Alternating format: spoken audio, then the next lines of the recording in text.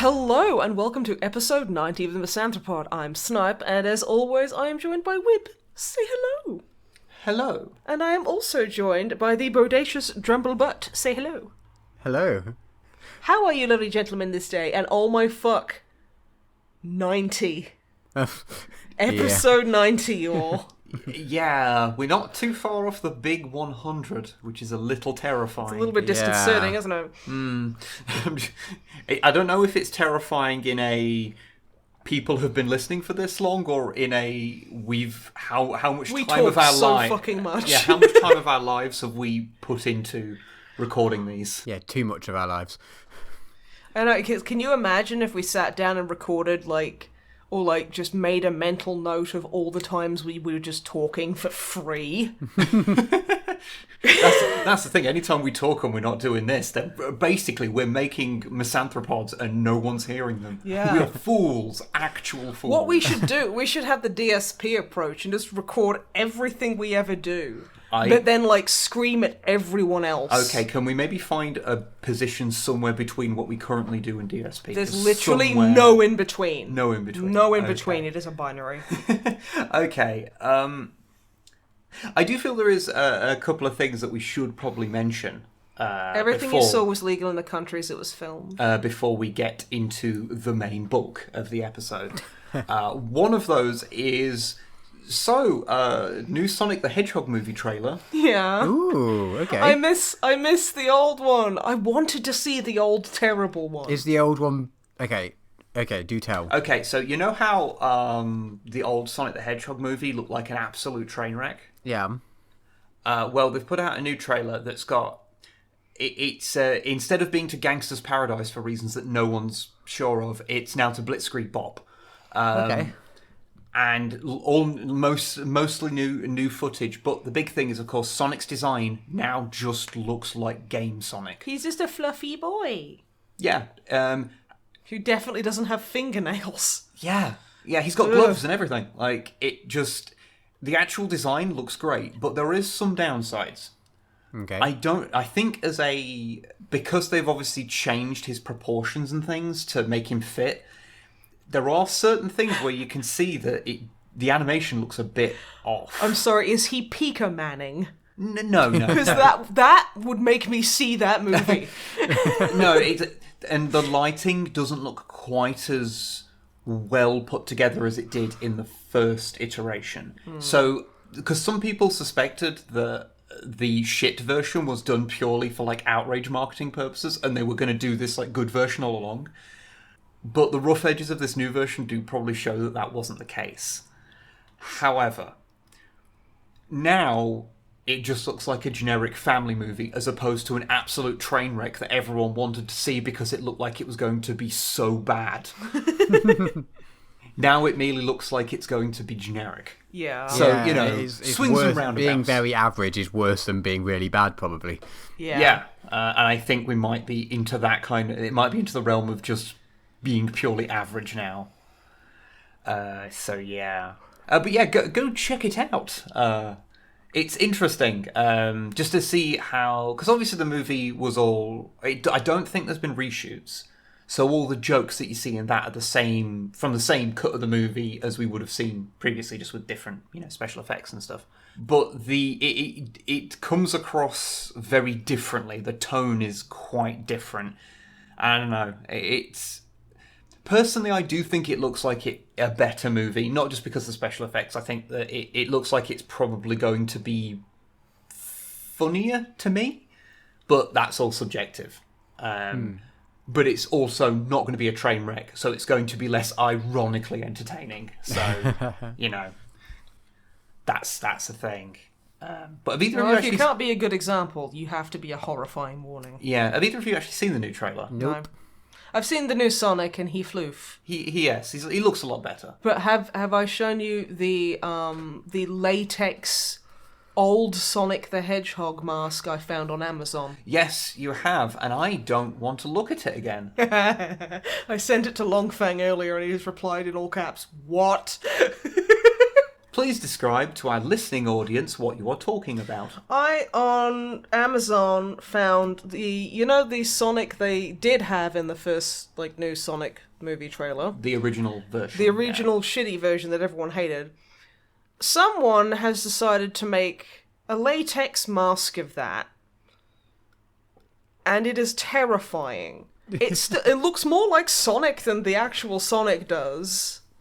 But it's still not very good. It is a true horror, and unless we are incredibly funny and come up with something that requires a specific image, I feel that mask is probably going to be the image that we use for this podcast. That's probably a good idea. Yeah. Because I hate people listening to the podcast and actively trying to deter them from doing so. I mean, to be fair, we did have an episode called Spitting Raw Eggs into Each Other's Mouth, and if that didn't stop people from listening, then honestly, the iron-eared viewers... Yeah, I know what I said. Yeah. Just, oof. That is just straight up horrifying. Yeah, I thought I didn't want to waste any time in sending you a picture of that mask. Wow. Isn't it terrible? I want it. I know, it's like 40 quid though. Oh. But it's like, oh, can I justify this? Well, yeah, if it was 50p, I would have ordered one for all of my friends. Just mailed it to them in a blank envelope. Yeah, and they're just like the 1989 Joker, like put this on right now, just like a weird crayon scrawl, and then I'll release toxic anti-sonic gas into the area. And only people wearing the true Sonic mask. The true face of Sonic. The true face of our hero and saviour, Sonic T. Hedgehog.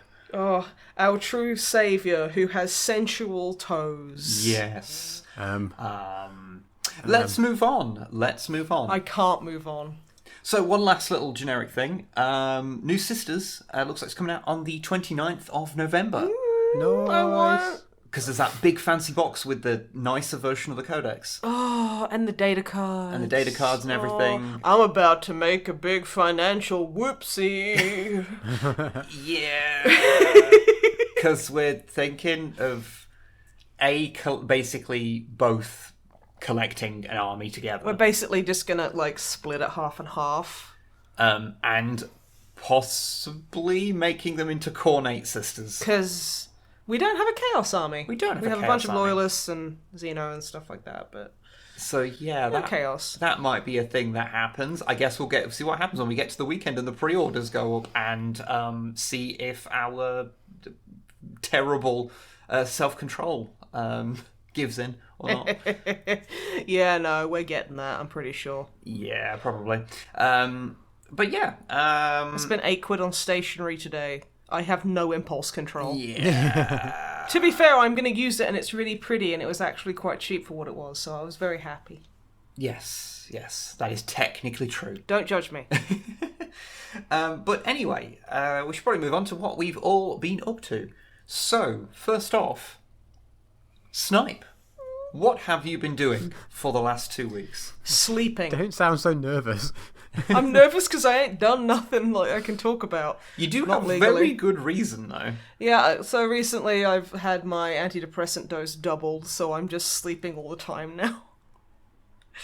And I'm just I'm feeling all fucky and whatnot. So I've not really been able to stream or do much. And the time I have had awake, I've been working on my commissions, which I've just got one left to do now. I'm very pleased. Yeah. Considering, I would literally fall asleep halfway through, doing a couple of lines and then have to go for a 4-hour nap and then come back and basically repeat ad nauseum.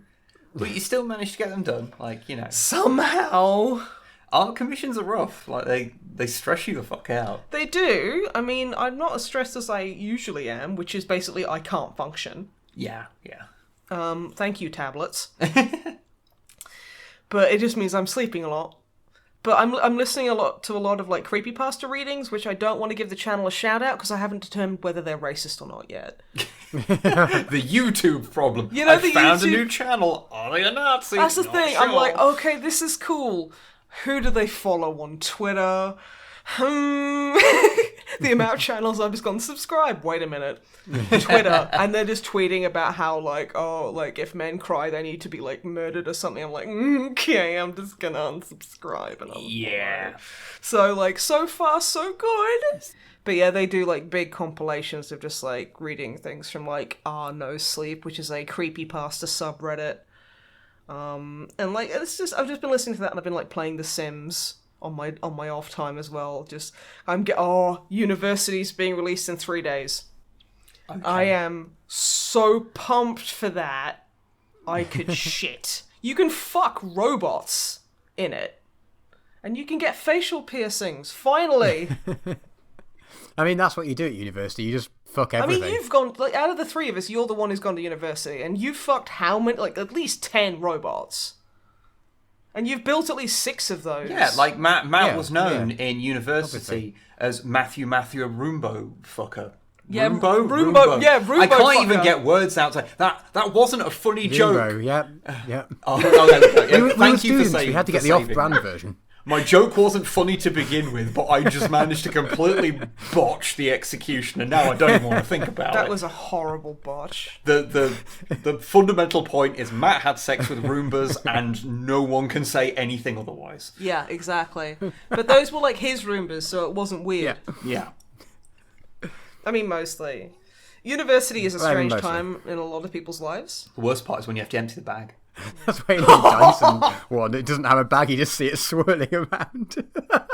A Dyson barrel I was gonna full say. of cum. I was going to say the worst part is emptying the bag, because unfortunately Matt did that already. Hey.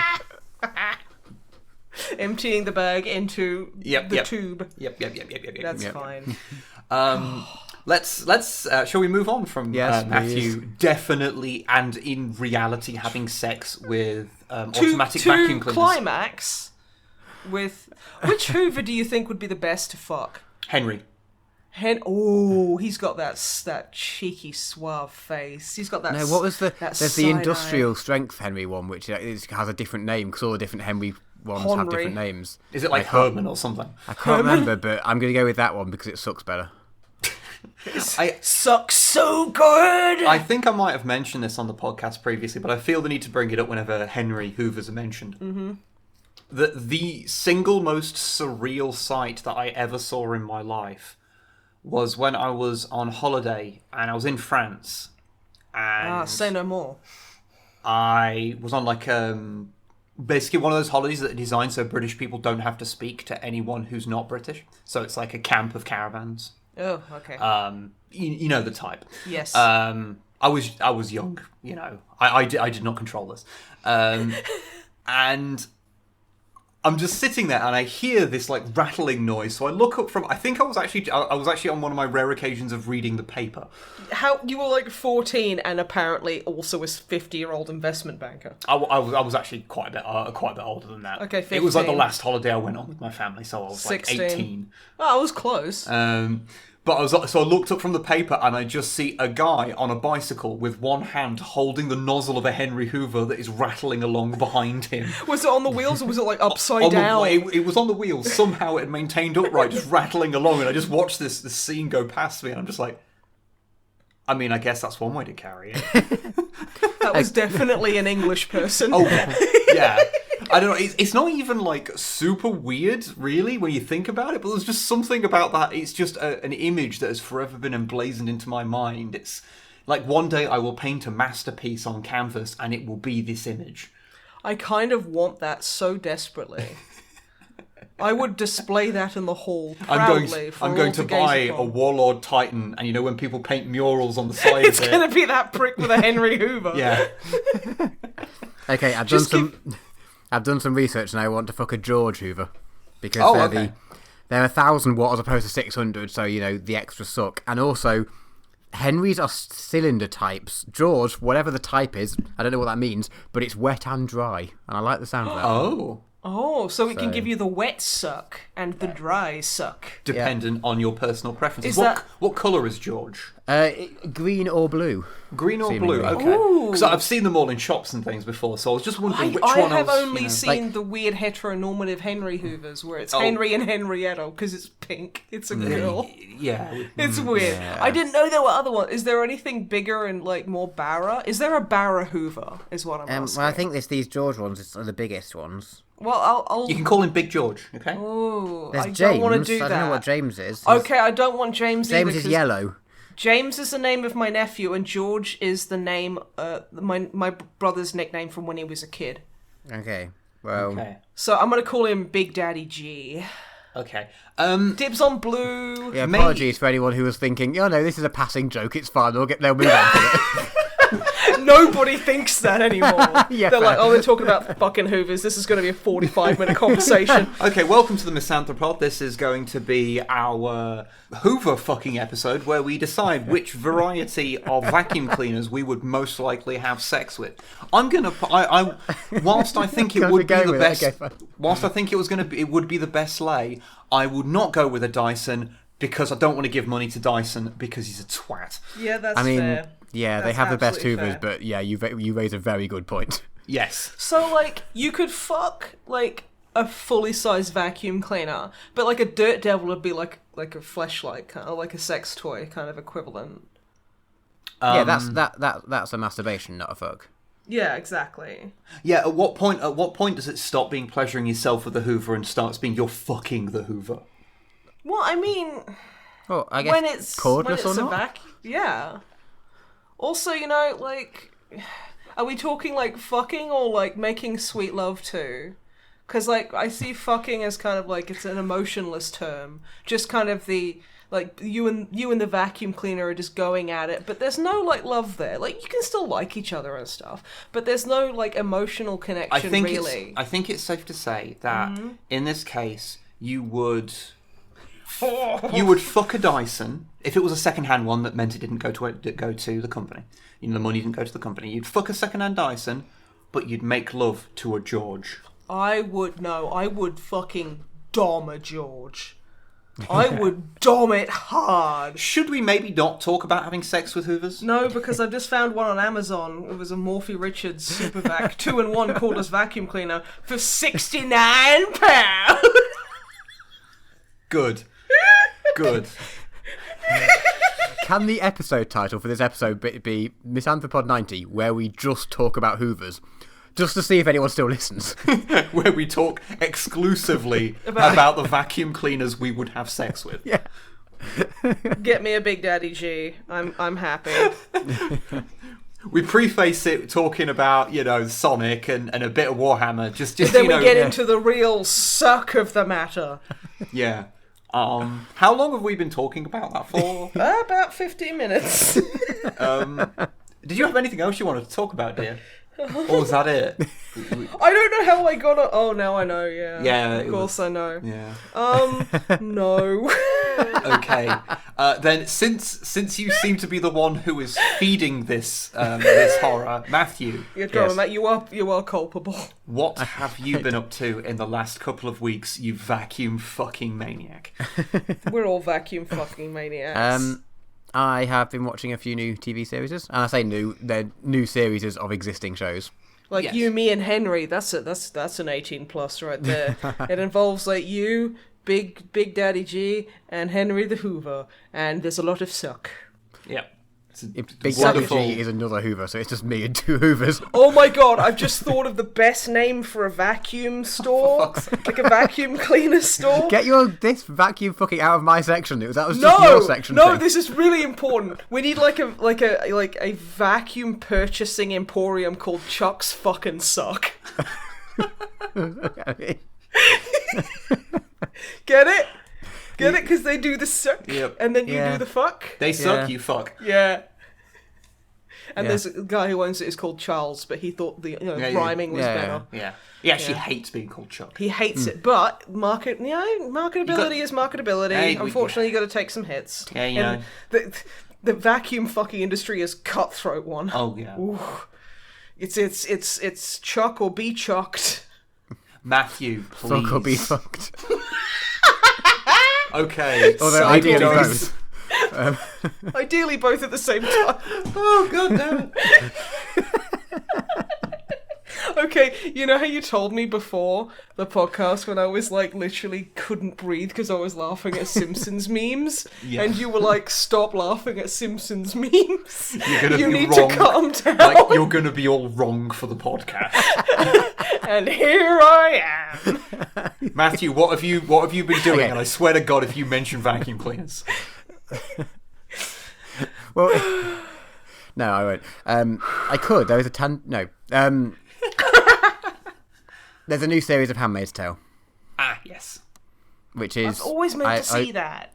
It's very good, and it's weird that it's set in present day, like, the world, basically, which is terrifying. And it's sort of getting more real as it, like... Because season 1, it was a sort of like, you know, a few years ago, it's like, well, you know, this is obviously some sort of dystopian future. And then as we've been going along with the show, real world has, like, been converging with it alarmingly quickly.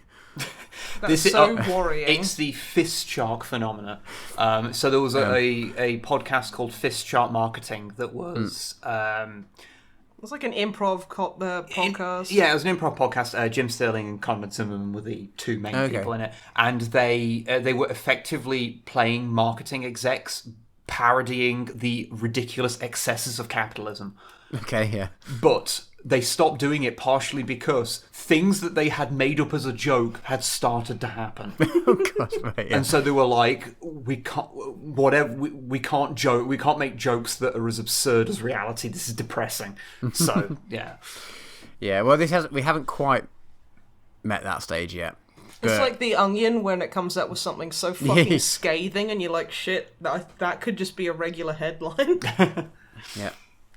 But yeah, I highly recommend. It's not on Netflix because is it HBO or I don't know, one of the ones. I mean, I definitely know because I definitely go via them to watch it. Yes. Yeah, it's fine. Everything is fine. But very good, and I probably would watch it legally if I could. Also, there is a new season of BoJack. Still mean to see that. It's only came out relatively recently. Yeah, past like a couple of weeks, I think. Yeah. I watched one episode and then I was like, oh, I should probably watch this with Ruth because we've watched everything else together. So then I had to like wait, and I did. I was quite proud of myself. Nice. And then we watched a bunch of episodes this weekend. Now I can't watch it again for the 2 weeks. Yeah, we've been meaning to watch that because BoJack is a pretty good television show. Yeah, you just need the spoons for it occasionally. Yeah, and I have not had them. Isn't it funny how it got cancelled as soon as the people behind it unionised? Yeah, as soon as like people wanted to actually get a decent pay. Yeah, that's funny, isn't it? It's funny, isn't it? That's such a weird coincidence. Yeah. This is the last season. Yeah, I didn't know. Yeah. Because, you know, people were like, hey, maybe pay us for all this work we're doing. And the company was like, no. Ah, well, fuck that. Yeah. Oh. Yeah. Maybe it'll get picked up by someone nice. Yeah, the world is horrible. In fairness, I think BoJack could probably do with wrapping up an ending. Yeah. It does manage to, like, impress me in that each season I'm just like, okay, well, where can they go from here? It's just going to be the same again or whatever. I think every season it is doing something interesting and different. The last season did a really good job of basically going, hey, just because BoJack is the main character doesn't mean he's someone to look up to, put that explicitly in the text of the show. Literally, just like don't use just I feel like it's an explicit thing of like, hey, you know, you're not supposed to think Rick from Rick and Morty is the hero. You know that, right? You're not supposed to look up to him, you idiots. Lol, hashtag me. Well, you're a hashtag prick. No, there was one episode that really hit me. That was the I'm not going to spoil anything, but the one with the funeral. Oh yeah, when he's talking at the funeral, that was fucking oof. Yeah, it's like I think I need to find an ongoing series that's a bit more, because Handmaid's Tale and that are pretty depressing for various different reasons. Yeah. In fact, actually, I made a list the other day. Let's see if I can find it of all of the TV shows that are like currently out that I want to watch. So I'm going to go through it and then see if you guys have watched any of them. Okay. That sounds like a thing I can do to fill my slot. Yeah, that sounds like definite content you are creating right now. Content. TV series. There is a new Watchmen TV series. Yes. Yep. I have heard that it is either one of the best television series that has come out in recent years or completely misses the mark of the original intent of the show. Okay. Of the comic. Pretty polarizing topic. Yeah, those are basically the two opinions I've heard, either amazing or terrible. Okay, yeah. But I've not seen it, so I can't say anything. No, neither have I. I assumed it was going to be a terrible remake of the film, and then which was an adaptation of the comic. I'm not even going to say if it was, some people liked it, some people didn't. Definitely the adaptation, that's a fantastic prefix for it. But yeah, I just assumed they'd remade the film, and I was really glad to hear that it's not just a remake, set afterwards. So that's already starting on in my good books, to be honest. Literally, all I know about it is that a character has a giant blue metal dildo in it because, well, when you've been with Doc Manhattan. I mean, yeah. The Silk Spectre literally talks about how, she's in the comic at least, I think this was in the movie, where she's just sucks on his finger and she's like, oh, it's like licking a battery.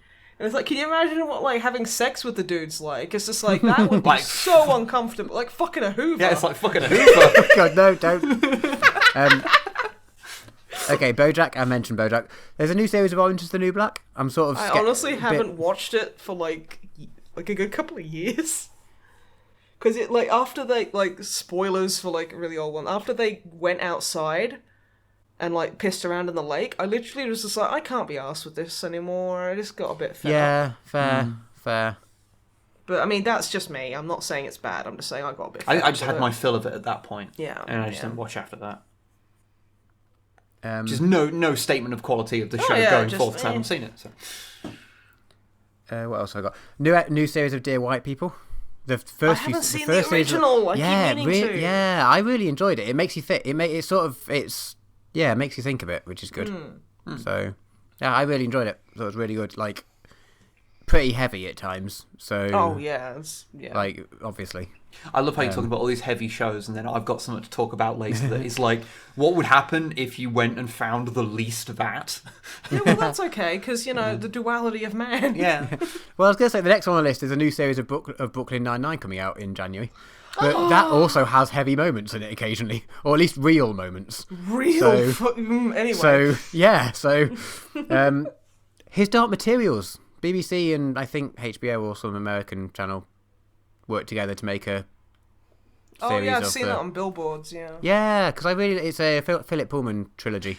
This is the thing where when I said I didn't know what it was, Zoe went and grabbed her copy of the first book and basically threw it at me. It was read this. Oh yeah, have you read it? Have you had a chance to read it? I have not, no. Once you open it, it's one of those ones where you can potentially get through it in not much time. Okay. It's a young adult book anyway, so it's it's not the heaviest of in terms of lots of words per page and just dense. It's very easy to read. But yeah, really enjoyed the book. It took me a little while to get into because the main character I found incredibly annoying. But you kind of either get used to it or she gets better. I don't know which it is, but either way, it's fine. And then by the end of it, I was just by the third book, I'm just in tears because it's just emotions.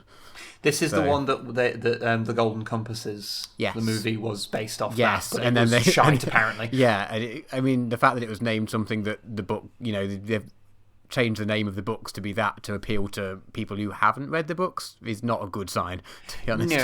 No. But not my personal favourite one of renaming a book for a movie is the movie John Carter. That was originally called John Carter of Mars, which is a better title anyway. Yeah. And is based on the book Princess of Mars. But they didn't want to do that because it's an action movie, and they think that if you put princess in it, then people won't think that it's that.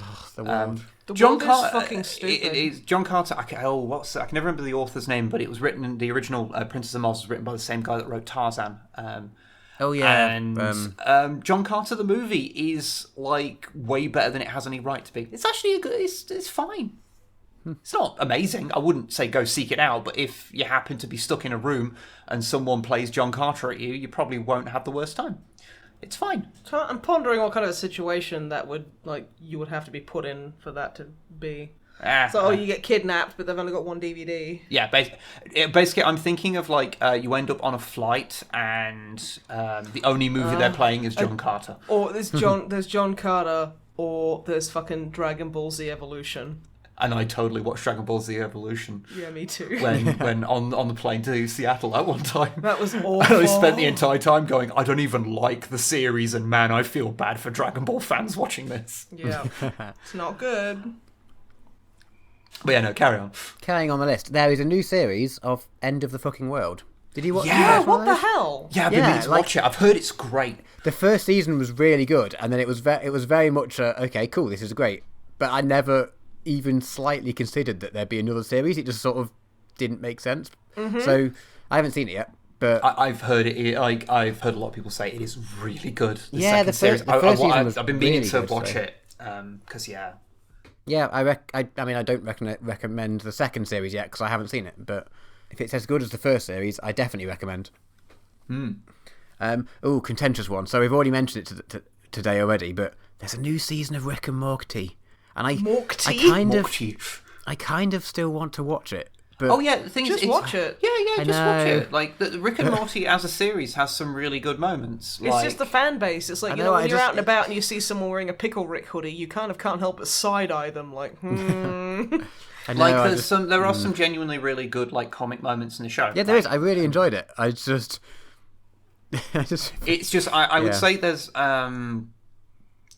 there is a video was put out recently by a channel called Renegade Cut. Yeah, I've been meaning to look at this stuff. And they do like video essays based on like philosophy, politics, and movies, and sort of how those and just media really in general and how those things intersect. He did a thing recently about Rick and Morty, about the problem with it because the show frequently frames Rick as being right. Mm-hmm. It does not adequately like deal with the fact that he's a shitty person, and so it's not surprising that the Rick and Morty fan base has the reputation it does. The show did do that. Well, it's kind of sitting there and it's... You know that dickhead? There's always that one dickhead who sits there and goes, oh yeah, people don't like me because I say what's on my mind. And you're like, no, you're just being a fucking nasty piece of shit to people and then get angry when they get hurt. It's that kind of thing of like, oh, it's okay, like, oh no, this is a desirable quality because you're transcending basic human communication and being big-brained, huge galaxy penis man. The weird thing I've always found about... you're like, the weird thing about the whole thing is that the most archetypical thing that makes people roll their eyes about Rick and Morty is people making any joke about Pickle Rick. But the actual episode that Pickle Rick comes from, the whole thing, it just builds up to that is Rick trying to escape talking about his feelings. There's actually, like, the way that episode ends actually has some real, like, teeth to it. Yeah, but he's Pickle Rick, lol. But people don't... Like, that's the part of the episode that I remember. The part where Rick has his bullshit dismantled by someone who is more emotionally intelligent than him. Darling. That's the part I remember from that episode. I'm going to stop you right there. No one cares about that because memes. Yeah. But I have been meaning to watch the new series. You have been memeing to watch. Because I've enjoyed Rick and Morty. But I you know, it's a bit like masturbation. You know, we accept that everyone does it. But, you know... Not everyone. But, you know... Well, we accept that most people do it. There you go. But we have the good decency to not, you know, question them about it. And we would ask that generally they keep it to themselves. I mean... Yeah, that's fair. Yeah, I mean, yeah. I can't add anything to that. Moving on. There's implications. Yeah, don't think about that too much. I mean, I can't help I was making it up as I was going. Like, don't think about it too much. Don't bullshit a bullshit. Any other series there, Matt? Yeah, I'll go through, because I'm only about halfway down, so I'll go through them both. Okay, we won't talk for 5 minutes about everyone. Flying visits. So, new series of Killing Eve. Okay. The first season was very good. Very Need to enjoyable. see that. So, yeah. Have either of you watched Silicon Valley? No. No, it sounds insufferably awful. Yeah, it could be, but I've just heard in passing lots of people saying that they enjoyed it. So, but I don't know anything about it apart from the title. I assume it's like a tech startup or whatever, or like I have no idea. A few people have mentioned it in passing, so I wondered if you knew. Have you watched The Rookie? No. It's Nathan Fillion's new show. Oh wait, where he's a copper. Yeah. Yeah, and I keep seeing him on Instagram doing like, pictures from the set or whatever. I mean, Yeah, like, on Instagram he's just just sat there in his uniform, like with sunglasses on, looking cool and hanging out with beautiful people. Yeah, and I was like, I should watch that because Nathan Fillion. But I just haven't got around to it yet. Oh my god, his cameo in Brooklyn Nine-Nine made me fucking scream. Yes. I have beautiful hands. People request photos of them. Okay. I believe that, mainly because I've asked, but that's beside the point. Nearly there. War of the Worlds, there's a new BBC miniseries. Tom Cruise ruined that for me, so... Yeah, well, this one, doesn't have Tom Cruise, so... No, but I don't know who he has stained it. Okay. I read the book relatively recently, so... Oh, okay. Is it any good? Yeah, really good. I've got a H.G. Wells 4-book collected thing. Well, actually, it's weird. It's a collection of 2 books, but each book is 2 stories. So it's 4 stories, but it says it's a collection of 2 books. Anyway, that is some fanfiction.net shit, right? Time Machine, which is really good. And War of the Worlds, which is really good. And then the other 2 I haven't read yet, but there's The Invisible Man and the Island of Dr. I don't know off the top of my head. Yes, that's it. Yeah, the Island of Dr. Moreau. Yeah, I haven't read those I've 2 never yet. actually read any H.G. Wells. Oh, I'll bring the book over for you. They're They're good. Like, a lot of old books are quite hard to read. Yes. But these really aren't. They're good. Cool. The last book I read was The Martian. Okay. Which was... I liked it because it was really easy to read. And Yeah, I could really just sit liked it. there and read it all. I just like the whole, fuck you, Mars. Yeah, it was very enjoyable. Yeah. But yeah, I need to read more. It's just... I believe the guy who wrote The Martians wrote us another book. Is his name Andy Weir or something? Yeah, that's it. I saw one in the shop the other day, but I can't remember anything about it, so I don't know why I'm saying it. But I think it might exist. Everyone, have you heard of this book? No, what book? me neither. I don't know. Have you heard of books, the concept? No. Some of them are written by people called Andy. Not all of them, though. Just some of them. Come on, I'm trying to wrangle my section back into something sectiony. Okay, you fucking dare. You dare try. You know that won't work. 2 left. Okay. I've heard nothing but good things about Chernobyl. Yeah, I've heard that's pretty good. I've heard it's great, but again, something I feel I need the spoons to watch. Yeah, quite possibly. Because it's not exactly a happy topic. And then last on my list is not out yet, but it will be in January, Picard series. Yes. Which I'm very excited for. Yes! That one I'll probably be watching, as and when it comes out, rather than being like, oh shit, this happened a year ago.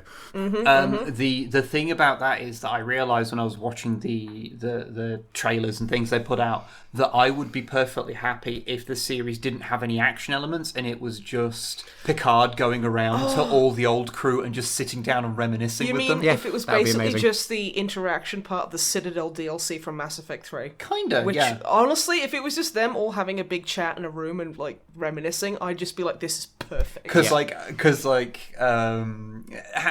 grew up watching Next Gen and that entire, the 90s run of Star Trek is, like, so much about me, like, growing up.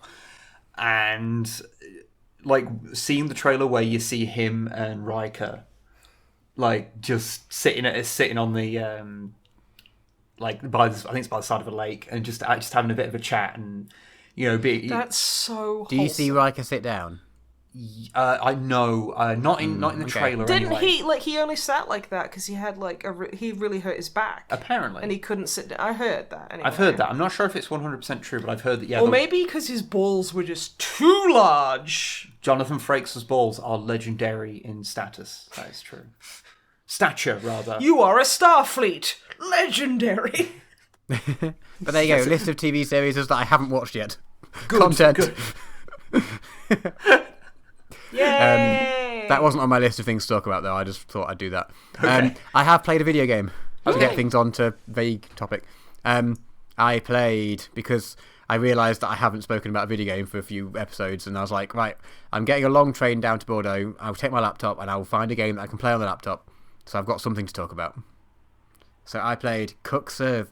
Delicious. Oh my god, isn't that so addictive? Yeah, I played. I've got 2, so I don't know if you've played 1 or 2, and I don't know what the difference is. I think I might have 2. I imagine they're both basically the same. Yeah, it's just, again, quite literal plate spinning.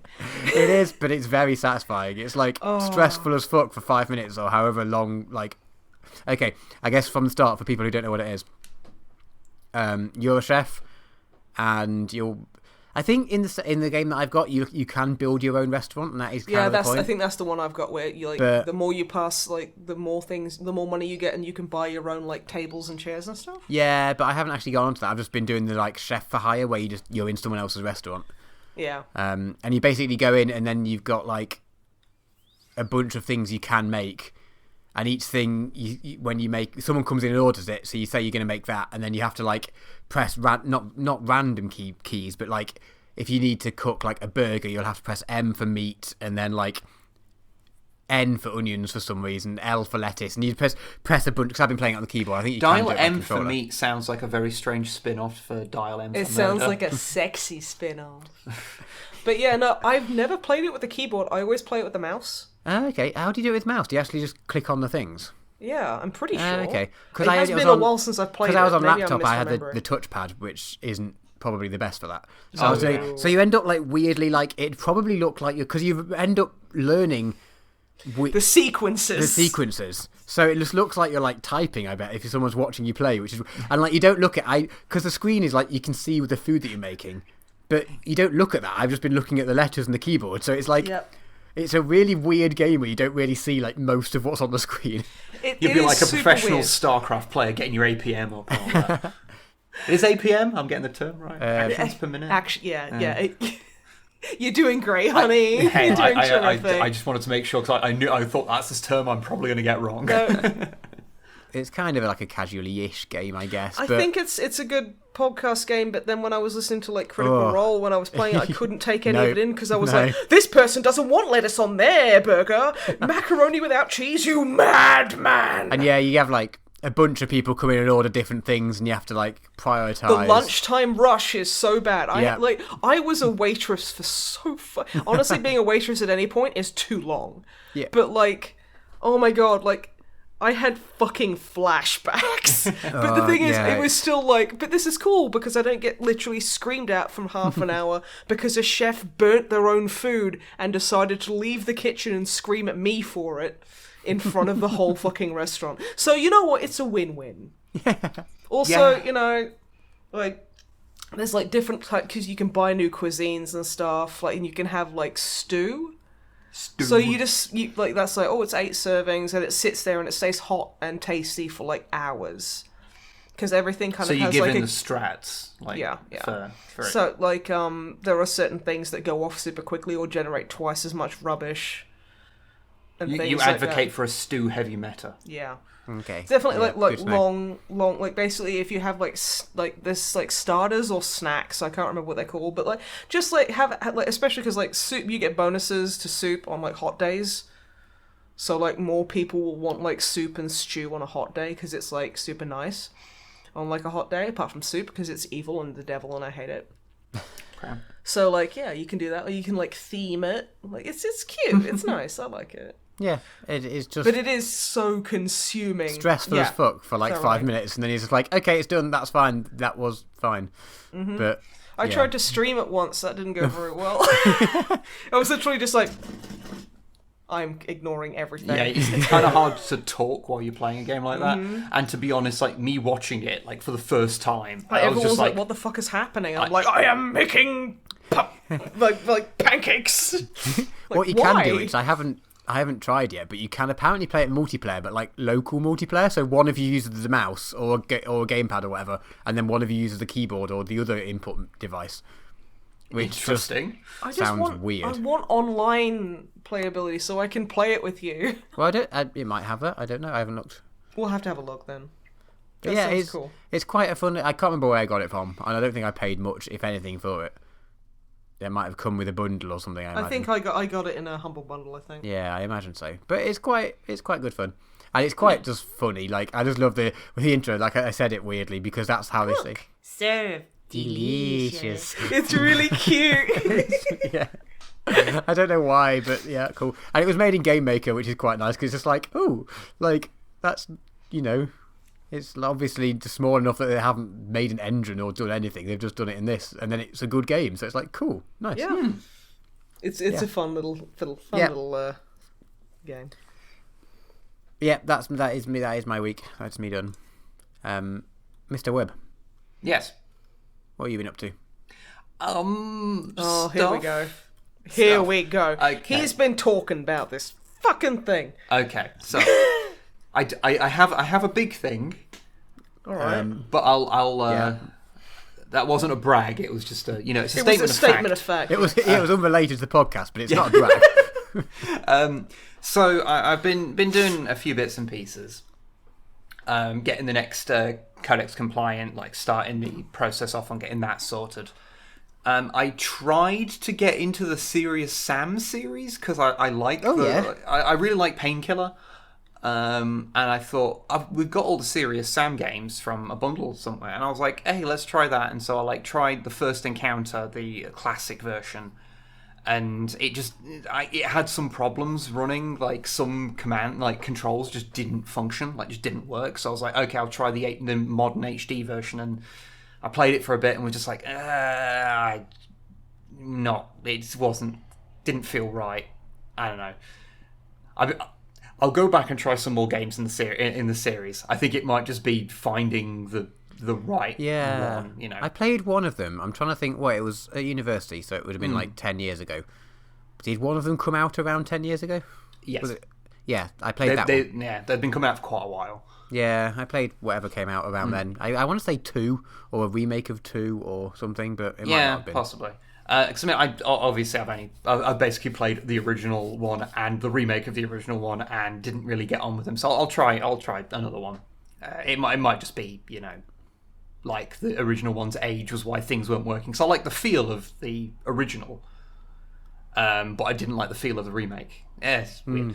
But I'll try and get into that again later. I've been watching through Farscape. I only bring it up because I just want to mention again that in season 4, which is where I am now, there is a DRD, which is the little small things that drive around the ship and like little maintenance bots. There's one that John Crichton names 1812, paints in the tricolor colours, and it does little beeps of the 1812 overture. Nice. And it is the most adorable thing, and I love it. I've also started painting a model for a painting competition at my local games workshop. They have one. By started, you mean you got the model yesterday and literally spent all day painting it? I mean, I didn't get it yesterday. Day before yesterday, and then you stayed up until like 7 a.m. I did accidentally painting it. I did accidentally spend 7 hours solid painting it. Yeah, because you were like, "Oh, I'll just do this one thing," and then you were like, "Shit, it's getting light out," and because my sleep's been fucked. I was sitting there finishing off a commission, going, "Yes, darling, it's 7 a.m.," and you were like, "What the fuck?" Yeah, basically, it was pretty funny. So yeah, I'm painting up a red gobbo, but I have de-Christmased him, so he's just he's like the old-fashioned red gobbo, but now in plastic and with better detail. Yeah. Just with a thicker coat and a kind of Ushanka-esque looking hat. Mm-hmm. I think he's really cool, and I love what you've done with him. And if you don't win, then I'm going to kill everyone who works there. I'm very proud of what I've managed to get done so far. Not actually going to kill everyone who works there. The only thing I'm upset about is that I really wanted to make a bunch of little books for him to spread on his base that would all be labelled "Damn Manifesto." But I can't paint words that small, unfortunately. Have you tried? Yes. Okay, fair enough. I cannot paint that small. I know how I know the smallest I can paint writing. Mad Morris is your limit. About that. That's about as small as I can write things. That's still pretty fucking crazy. But I do need to get my free hand on it, so I'll probably put some weird slogan on his... Because I've changed out the Christmas tree thing that he's holding for a chainsword that I've like modified to look a little bit more ramshackle. And taken off his hat and the beard. I've actually replaced the beard that he has with... An iron gob. Well, not an iron gob, it's like literally an orc jawbone. Oddly reminiscent of an iron gob. Yes, reminiscent of an iron gob, but he may have, got a bunch of skulls of orcs. He does. Because, Yeah. Basically, I'm like, hey, I'm going to make... Because if Games Workshop are going to do the whole thing where they bring back the Red Gobbo, but try desperately to never mention the fact that he is based on, like, the aesthetics of communism, then I'm going to do it for them. This is why you probably won't win the competition. Because they'll be like, oh, this fucker. Okay. But it's fun. I'm really enjoying painting the model. It's got just enough kind of fun details without being too overdone. He's very expensive for a single grot, though. It's £20. Yeah, like, but they'll never be released again. That doesn't make it better. I'm justifying it because I wanted it too. I'm entering a competition for it, so I can more easily justify it for me. Plus, I just really wanted the model anyway to do what I've done to it. And I'll put some pictures up once I finish painting it, which at the rate I'm going will probably be before you actually hear this. So, By the end of the podcast. by the end of the podcast, I'm doing it right now. Yeah, could you stop? That's really distracting. But what I wanted to talk about, the main bulk of what I wanted to talk about, was that. So when you're a kid, and I don't think it's not really as common as it used to be, but when they used to make adaptations of things that were not for kids, but then they'll make like a kids cartoon of it. The Mask. Right. Okay. Ace Ventura. Yeah. I hated every single one of them. I especially hated the Beetlejuice one. Because I liked the movies, and because my upbringing was fucked, I was consuming adult media so much more frequently than children's media. So like when I did encounter children's media, I got very angry with it and frustrated with it because it wasn't the same as what I was used to. On the upside... I didn't understand why at the time, so I was just a very angry little kid. On the upside, the YouTube channel Scartoon Network recently did a cover of the theme tune from the Beetlejuice animated series, and it is fucking amazing. Yeah, but to be fair, they are amazing. Yeah. They are really good. Yes, check out Scartoon Network. They are so fucking They recently did a video essay on our Streetlight Manifesto Scar, if you're wondering exactly why, like how much of a me channel they are. Yeah, we'll link you up from above, don't you worry. But anyway, so a cartoon I used to watch as a kid was Attack of the Killer Tomatoes. Or Tomatoes. I'm probably going to vary saying both the American and British pronunciations multiple times in this. Just say tomato. Because the actual thing of it is obviously tomatoes, because it's made in America. But I am British. So there was a cartoon of it, and I remember watching it as a kid, and I knew there was a movie of it, but I'd never seen it. So the other day, I found it. I was flicking through things to watch on Amazon Prime, because I was like, well, I've watched about 50 hours of Farscape in the last 2 days, so I should probably watch something else. And so I saw it, I was like, I've never watched Attack of the Killer Tomatoes. And I watched it. So... Attack of the Killer Tomatoes. Yes, it has a good theme tune. I think it's pretty much just that. It does. No, it has full lyrics. Oh, good, and they're ridiculous. That's literally all I heard when I was zoning in and out when I was drawing. So I was like, So it's a 1978 spoof movie.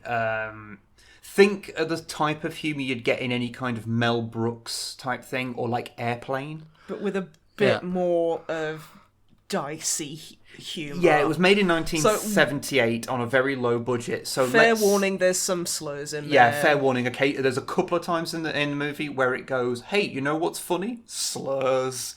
Let's be super racist and homophobic, and it's just like, okay. Can we not? But something from 1978 that happens, unfortunately. Yep. So I watched it, and it meanders all over the place. But the basic plot is tomatoes have come to life and are killing people. Yep. That's the basic plot. Well, I mean, Okay, the title good. kind of outlined that for me, so, they're so not far like- Yeah, good.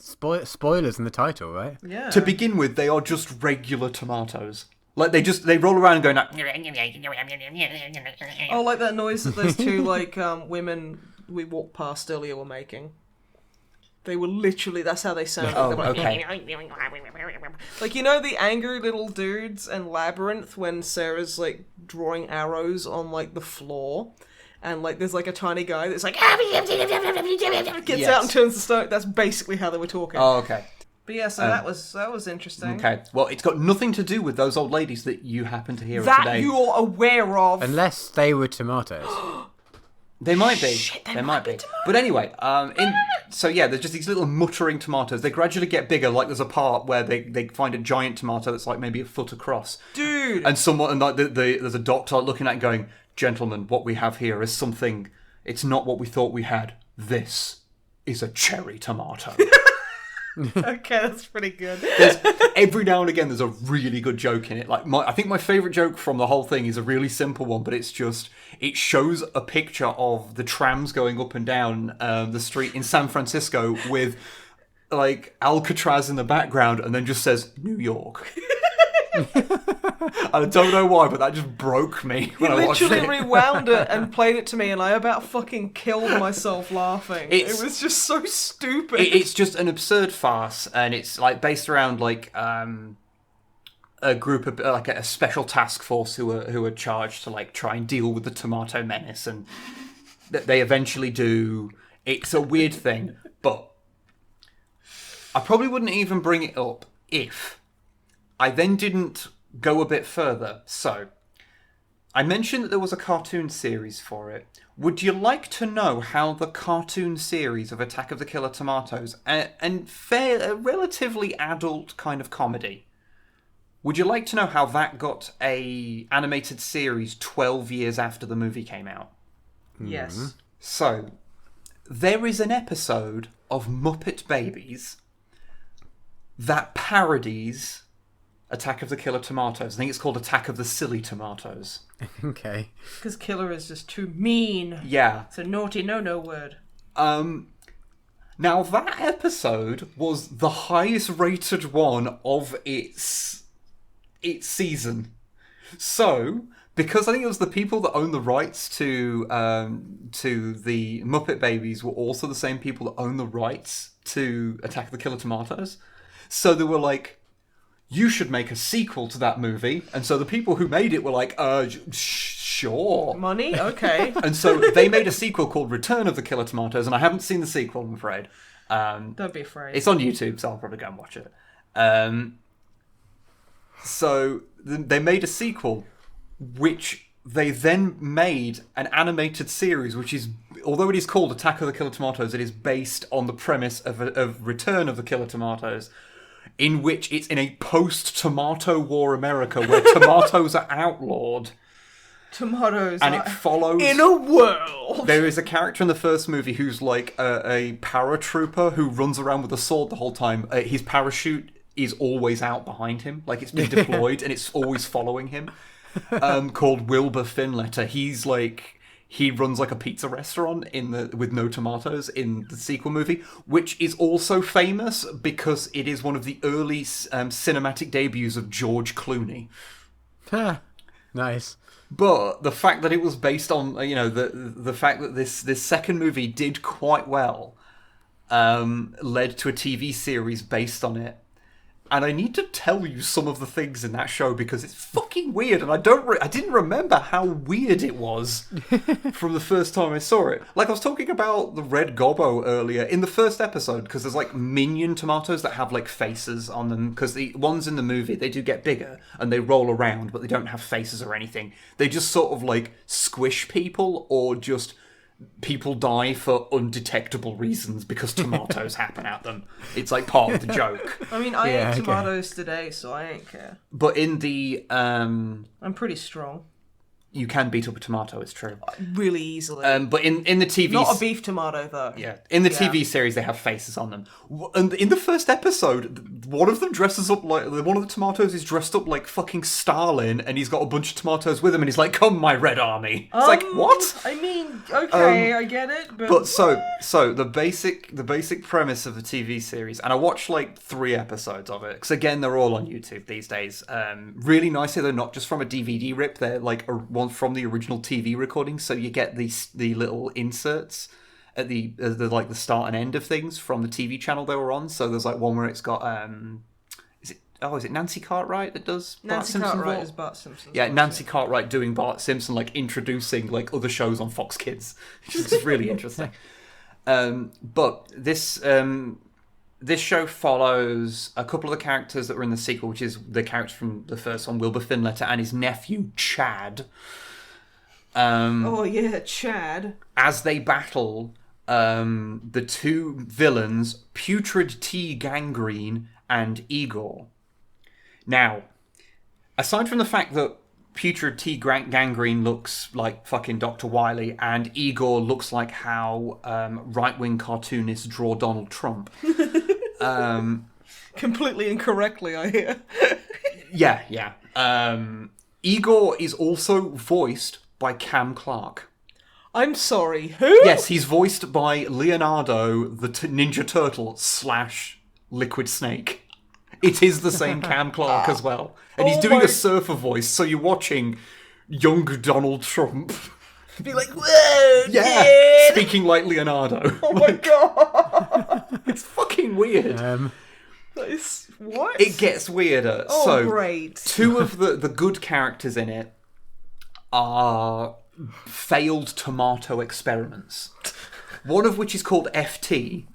And failed tomato? It's fuzzy tomato, because it's a fuzzy tomato, which everyone who sees it, even though everyone is like afraid or fearful of tomatoes because of the tomato war, even despite that, everyone just looks at it and goes, "Oh, well, that's a dog in it."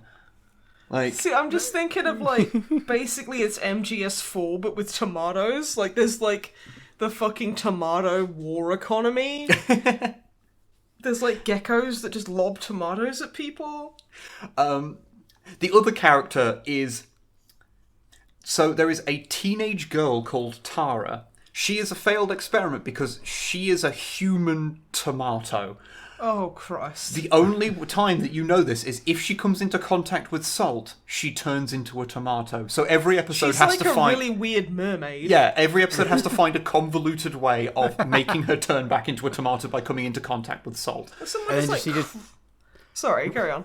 When she's a tomato, can she like do anything, or is she just a tomato that then can't talk and move anymore? Yeah, basically, she's just a tomato. So when she's found, the main character Chad has to pour pepper on her, which will then make her sneeze and turn back into a teenage girl. Yeah, of course. Yeah. Don't eat tomatoes with peppers. It's raw. Fucking weird. Yeah. Although the show does try and go with the same type of farce humor of the movies, so it did lead to a kids' TV show from 1990 making me legit laugh out loud when I watched it, because it had one of my all-time favourite old jokes, which is a news reporter and someone else talking, going, "There's trouble going down at the TV studio. Oh, what is it? Oh, it's a big room full of cameras and lights where we film television shows, but that's not important right now." That's like... That is a straight up just airplane joke. Yeah, I was gonna say that is it's an old joke, and it's one of my favourite jokes. It never stops being funny to me. Another one I really like, "Walk this way." Yes. And then someone's demonstrated very well in Young Frankenstein with any given Bugs Bunny cartoon. Yeah, where it's like, someone's hobbling going, "Walk this way," and then they'll just like pass the cane to someone, and then they'll just copy them, and then they'll just carry on as normal. But yes, so I've spent a weird amount of time over the last few days thinking about Attack of the Killer Tomatoes. Good. Well, I'm glad you had fun. And I have nothing productive that's come out of this knowledge, but... Well, you can do a review, do a video review. I legit was actually really tempted to start making a thing. I don't know whether this would be a main channel or a side channel thing. I was going to say, this sounds like your side channel all over the place. Of doing, like, watching a couple of episodes of those cartoons that you watched that were probably based on a toy or something, but you barely remember. Because I was reminded the other day of the TV show Botsmaster. Huh? It's got possibly the most obnoxious 90s intro you will ever hear in your life. There's like rap and it's all weird and you have to have 3D glasses. Yeah, there's elements in the show that are done with 3D glasses. It's always noisy. There's always like, a little bit of a drum beat in the background because it can't ever be quiet. Someone has to be yelling at all times. That hurts my Sounds brain. amazing. It's weird. Go look up Botsmaster on YouTube. You'll find it really easily, or at least watch the intro where it's like when someone has been asked to write a rap and they're really bad at rhyming things. Unlike the amazing rap, the poker rap. The poker rap is high art compared to the intro of Botsmaster. It really is. But the little tune of it was stuck in my head for like 2 days after I heard it. Because I think you were really mad about that. Mentioned him earlier, actually. It was at the end of a Jim Sterling video. He just used the theme tune because he obviously remembered it as well and was like, "I'm going to use this. I'm going to torture people to torture people with." And then I was like, "Where the fuck does that come from? I recognise that tune. Where was it?" And so I had to go. I was like searching for the lyrics like that I remember of it so I could find what it was from. And it was like, "Fuck! It's Botsmaster. Fuck." It was quite a emotional time for you. But yeah, I was thinking of doing like just quick episodes that were just talking about those weird, mostly forgotten shit cartoons from like the 90s. Because I used to watch any given shite ass cartoon back then. Yeah. And I have seen my fair share of terrible, terrible cartoons. And some the of remake of Biker Mice from Mars, which literally had like artifacting and shit in it. Yeah, but that that was from like the early 2000s, so that was later than the sort of area I'm thinking I just wanted to bitch about the it was terrible. They put in like a sexy cat person who just had a human face, but a cat head, but like a human face. The toys were also markedly worse. They were terrible. Like the antenna didn't go down. And they tried to make them super bishy, and it was just creepy as heck. They were not good. Let me show you a picture of the cat. Oh, why does the cat look like that? Oh, that's just... Oh, man, someone wanted to fuck that cat, but they didn't know how to draw. Oh, yeah, sexy. Whoa. Why does it have weird cheeks? Yeah, I know, right? It's Triangles so fucking on the weird. side of the face. It is just... That is very indicative of just the art style in general, just being a weird amalgam of just shapes and nonsense. Yeah. I feel I should... Nope. I feel I should leave one final piece of information about Botsmaster. Yes. The main character is called Ziv Zoolander, ZZ for short. You know, he fights the Corp. He's the Botsmaster.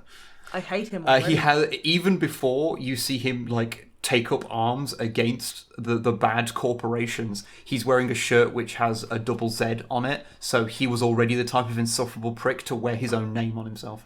Yeah, that's it. Also, his name's Ziv Zoolander, which is just kind of funny. Zivzoo. It's spelt differently to the Zoolander of the famous Ben Stiller movie. Okay, yeah. It's spelled Z-U.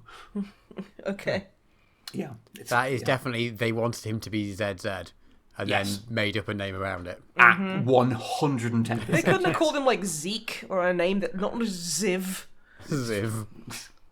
Yeah, it's not high art. Evidently. It is not high art.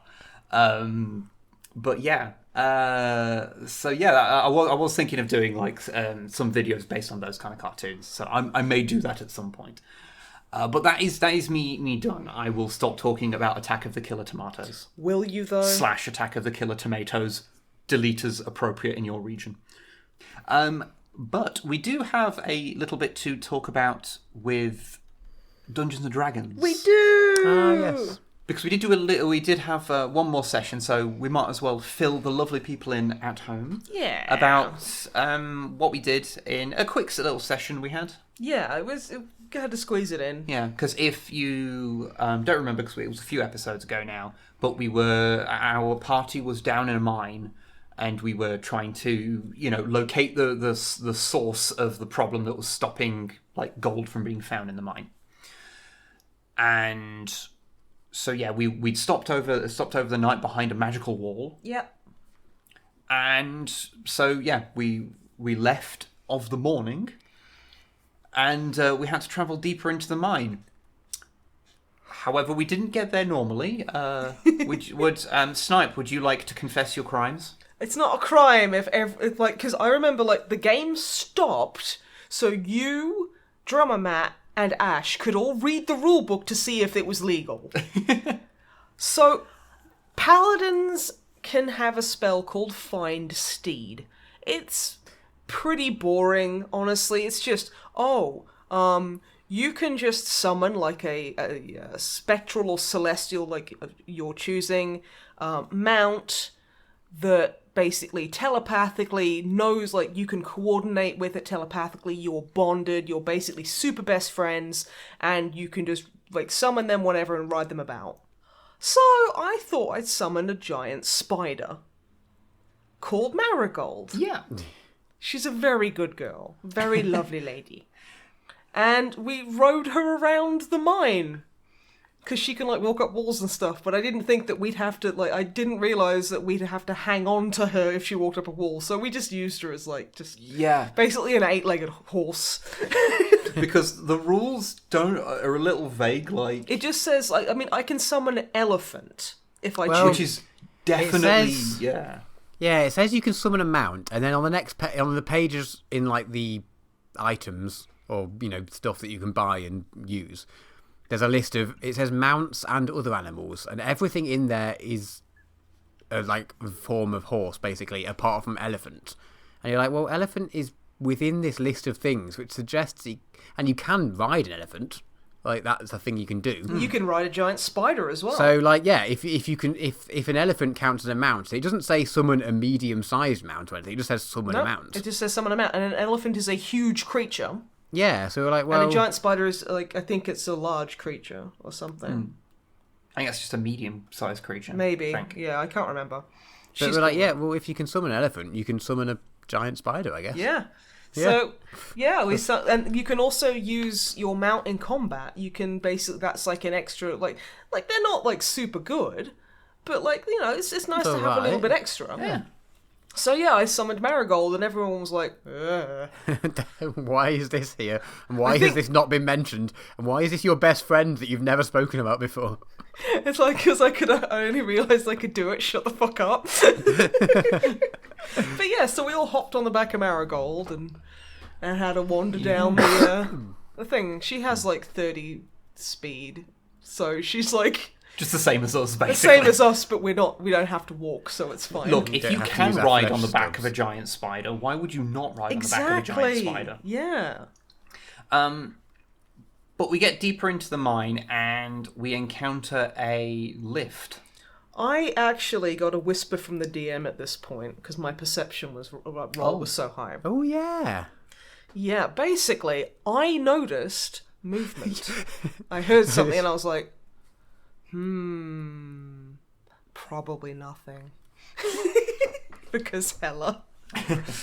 But the thing is, like, and we saw, like, we come to a lift that's just basically been sent up. Yeah. And we're like, okay. And then Junior and Samuel are really mean to me and demand that I dismiss Marigold because she's too big and she's cumbersome and she won't fit on the lift and it freaks everyone out because she's this big staring fucking drooling abomination. All this bullshit. So I'm like, okay, I'll leave her here. So we go down and then I telepathically immediately tell Marigold to just climb down the shaft after us, which she does. And I'm like, stay hidden, girl. I love you. And she does because she's a very good girl. Which, of course, Matt, playing Junior, knew instantly that's what happened because you'd left your bird with him. Well, with the spider, rather. Yeah, I told Kit, my hawk, to stay with the giant spider, and if the giant spider moves, fly back to me and tell me. So instantly the bird flies back. Yeah. And I'm just sitting there going, no one knows that my giant spider is, like, following us down this tunnel.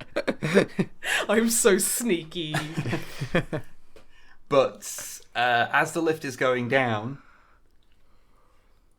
we see a bunch of undead like ghouls and and things in the tunnel, and I see the Lifebringer.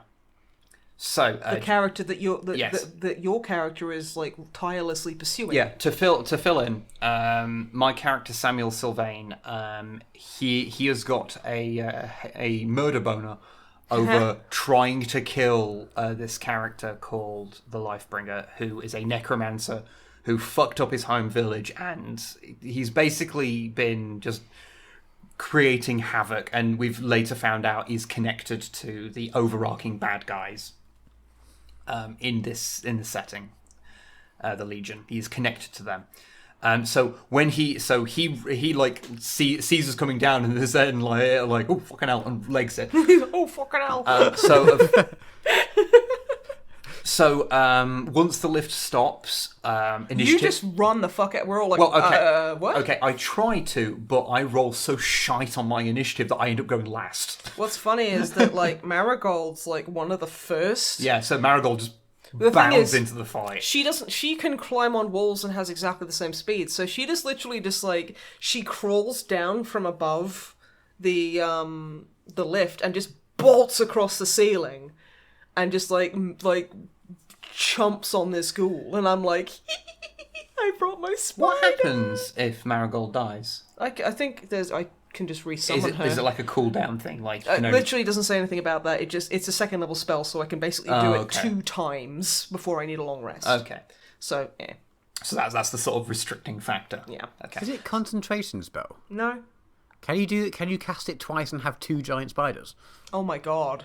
Even if you're using it like legit, just summoning 2 horses and then like just sending 2 horses to go kick someone to death is pretty good. Can you imagine sitting in a tavern and someone's like, "Hey, fuck you!" It's like, "Fight me," and you're like, "Okay, I'll meet you outside in 5 minutes," and then you just send 2 war horses to kick them to death. Or just like before you go outside, just summon a horse like 5 foot above them. Or just summon an elephant to just sit on them. Or summon a giant spider to make them shit themselves to death. There's so many options. Yeah, exactly. Dungeons and Dragons is a beautiful game. Dungeons and Dragons, everybody. So, I don't think there's really too much detail to go into in the fight, because it was just only a short session, because we tend to have quite short sessions for various reasons. Because, loads of people have kids and stuff. It's a whole thing. But the big thing was that I did fuck all. You did not do well. I think I Marigold and I were like power bombing things, and you were just like I am literally. I headcanon it that you were so distracted trying to get to him, you couldn't concentrate. Yeah, because I did. You couldn't hit anything. I did try. I was trying to push forward to try and chase down the mine to try and get to the Lifebringer. I should have had Marigold just pick you up by the scruff and just run. But I couldn't. I couldn't just land a hit on fucking anything. I was missing everything. Bearing in mind, my character is explicitly an undead hunter. And we were fighting undead, and it's the worst fight I have. Apparently, I should just change my thing. I should just be Samuel fucking knockoff Turok dinosaur hunter. You did pretty well at that dinosaur. Apparently I'm great at killing dinosaurs, but when it comes to undead, the thing that I'm supposed to be good at, I was just fucking shite at and just whiffed every fucking roll. Again, that's okay, because you can headcanon it that your character was just so fucking distracted with, because I think that was pretty much the last thing any of us expected to see, let alone you. Yeah. So I think it was fine that he was a bit rattled. And the rest of you just murdered all of these skeletons and ghouls and just skeleton warriors. Yes, a lot of skeleton warriors. Yeah. And Marigold has 2 attacks. One of them is a big bite, and then it's if they fail a constitution, they are poisoned, but because they're undead, they're immune to poison. So I was like, well, fuck. Really thick. Heck. Next time I'll summon a war giraffe and have it headbutt them to death. I want to see you progressively summon more and more absurd things to use. You as basically mounts. you want to see me push Ash until he literally just kills me. Yeah, until he tells weird... you you're not allowed to do it. Well, the thing is, no, he was like, well, no, that makes sense, because I had 3 people reading the fucking rules to see if I was allowed to do that. And Yeah, was 3 like, people trying to find a reason that you wouldn't be allowed to do it. Yeah, and then you couldn't find it, and I was just sat there like... because although it doesn't say explicitly you could do spider, the nature of D&D is that if something is kind of a It sensible... says on my spell card, if like other like if you sit there and go, I want to have like an ogre mount or something. Bad example, but like if the DM okays it, you can have it, which is basically the rule of thumb with D&D. If the DM says it's fine, it's pretty much fine. Yeah. So yeah, you've got to find out what's something that he won't let you have. Please God, summon a giant lobster mount. I'm gonna summon a giant crab that we all have to sit on sideways so we can see. Sadly sideways. Yeah. Oh my god, that is such a good idea, y'all. Oh, Ash listens to these, so he's gonna be sitting there going, "Right, you shit." I could summon one of the dinosaurs we fought. No, they're the dead. The likeness. And I'll be like, I guess it's like that. That's fine. But just rocking up to town on a fucking triceratops. But I can't remember. Was there anything like notable in the fight? Because it was just like I don't think so. Apart we were all from murder machines, apart from you. Well, the life bringer got away. I think that was the main. Well, basically, as like we were like, "What are you doing?" Like you were like fucking tearing us down the corridor, going, "It's him!" Yeah, I just legged it. I kept saying to Ash, as being like, "So I know that this is important to Samuel, but Junior has Junior made that connection?" And at various times, I had to roll intelligence checks and kept rolling like less than 5 and things, and being like, being infuriated because I was like, if Junior knows about this, he'd send Kit along to follow him to find out where he's going. Same with Hella. I would have sent Marigold along, or like picked him up because she could have kept him out of like opportunity of attack, kind of like. But none of our characters cottoned on to the fact that this was so important to you. Exactly. Yeah. We just thought you were acting super fucking weird. Well, my character's not really encountered something that they super care about in the campaign yet. Ouch. No, like everything's Marigold been exists. everything's been something where it's meeting new people or and get dealing with tasks to get to something that he's after, but never anything directly to do with his like actual like story going on. So there's a bit of a thing of stopping being quite so him and being a bit more I fucking kill that guy. Yeah, that guy. But none of our characters noticed this. Yeah, mostly because my dramatic thing of like bolting was kind of ruined by me rolling the lowest initiative, so everyone ran in front of me and murdered everything dead in front of me. So then I was just left with calm dick in the wind, and it was a bit weird. It's okay. Initiative order can fuck you sometimes. Yeah, it really can. It can get in the way of role playing so hard. But yeah, so that was it. Yeah, I once the fight was over, I just bolted. I did shout like it's him, like after very ominous, very ominously, and I believe at the end I just found like a tunnel that was like blocked off. Mm-hmm. But that's where the session ended. So just a little session. So it was just a tiny bit of RP and then a little fight that we had. But just to keep everyone up to speed of where the current MisanthroPod is. As some people have dubbed the I love group, that name. It's so cute. It's quite fun. Although I still like Hell's Bells and the Boys.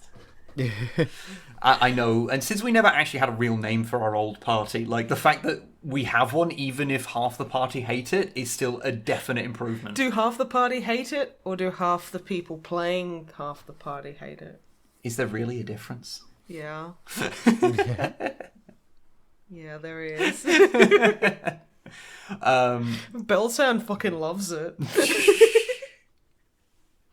But anyway, so yeah, that's D&D Adventures. That's for D&D.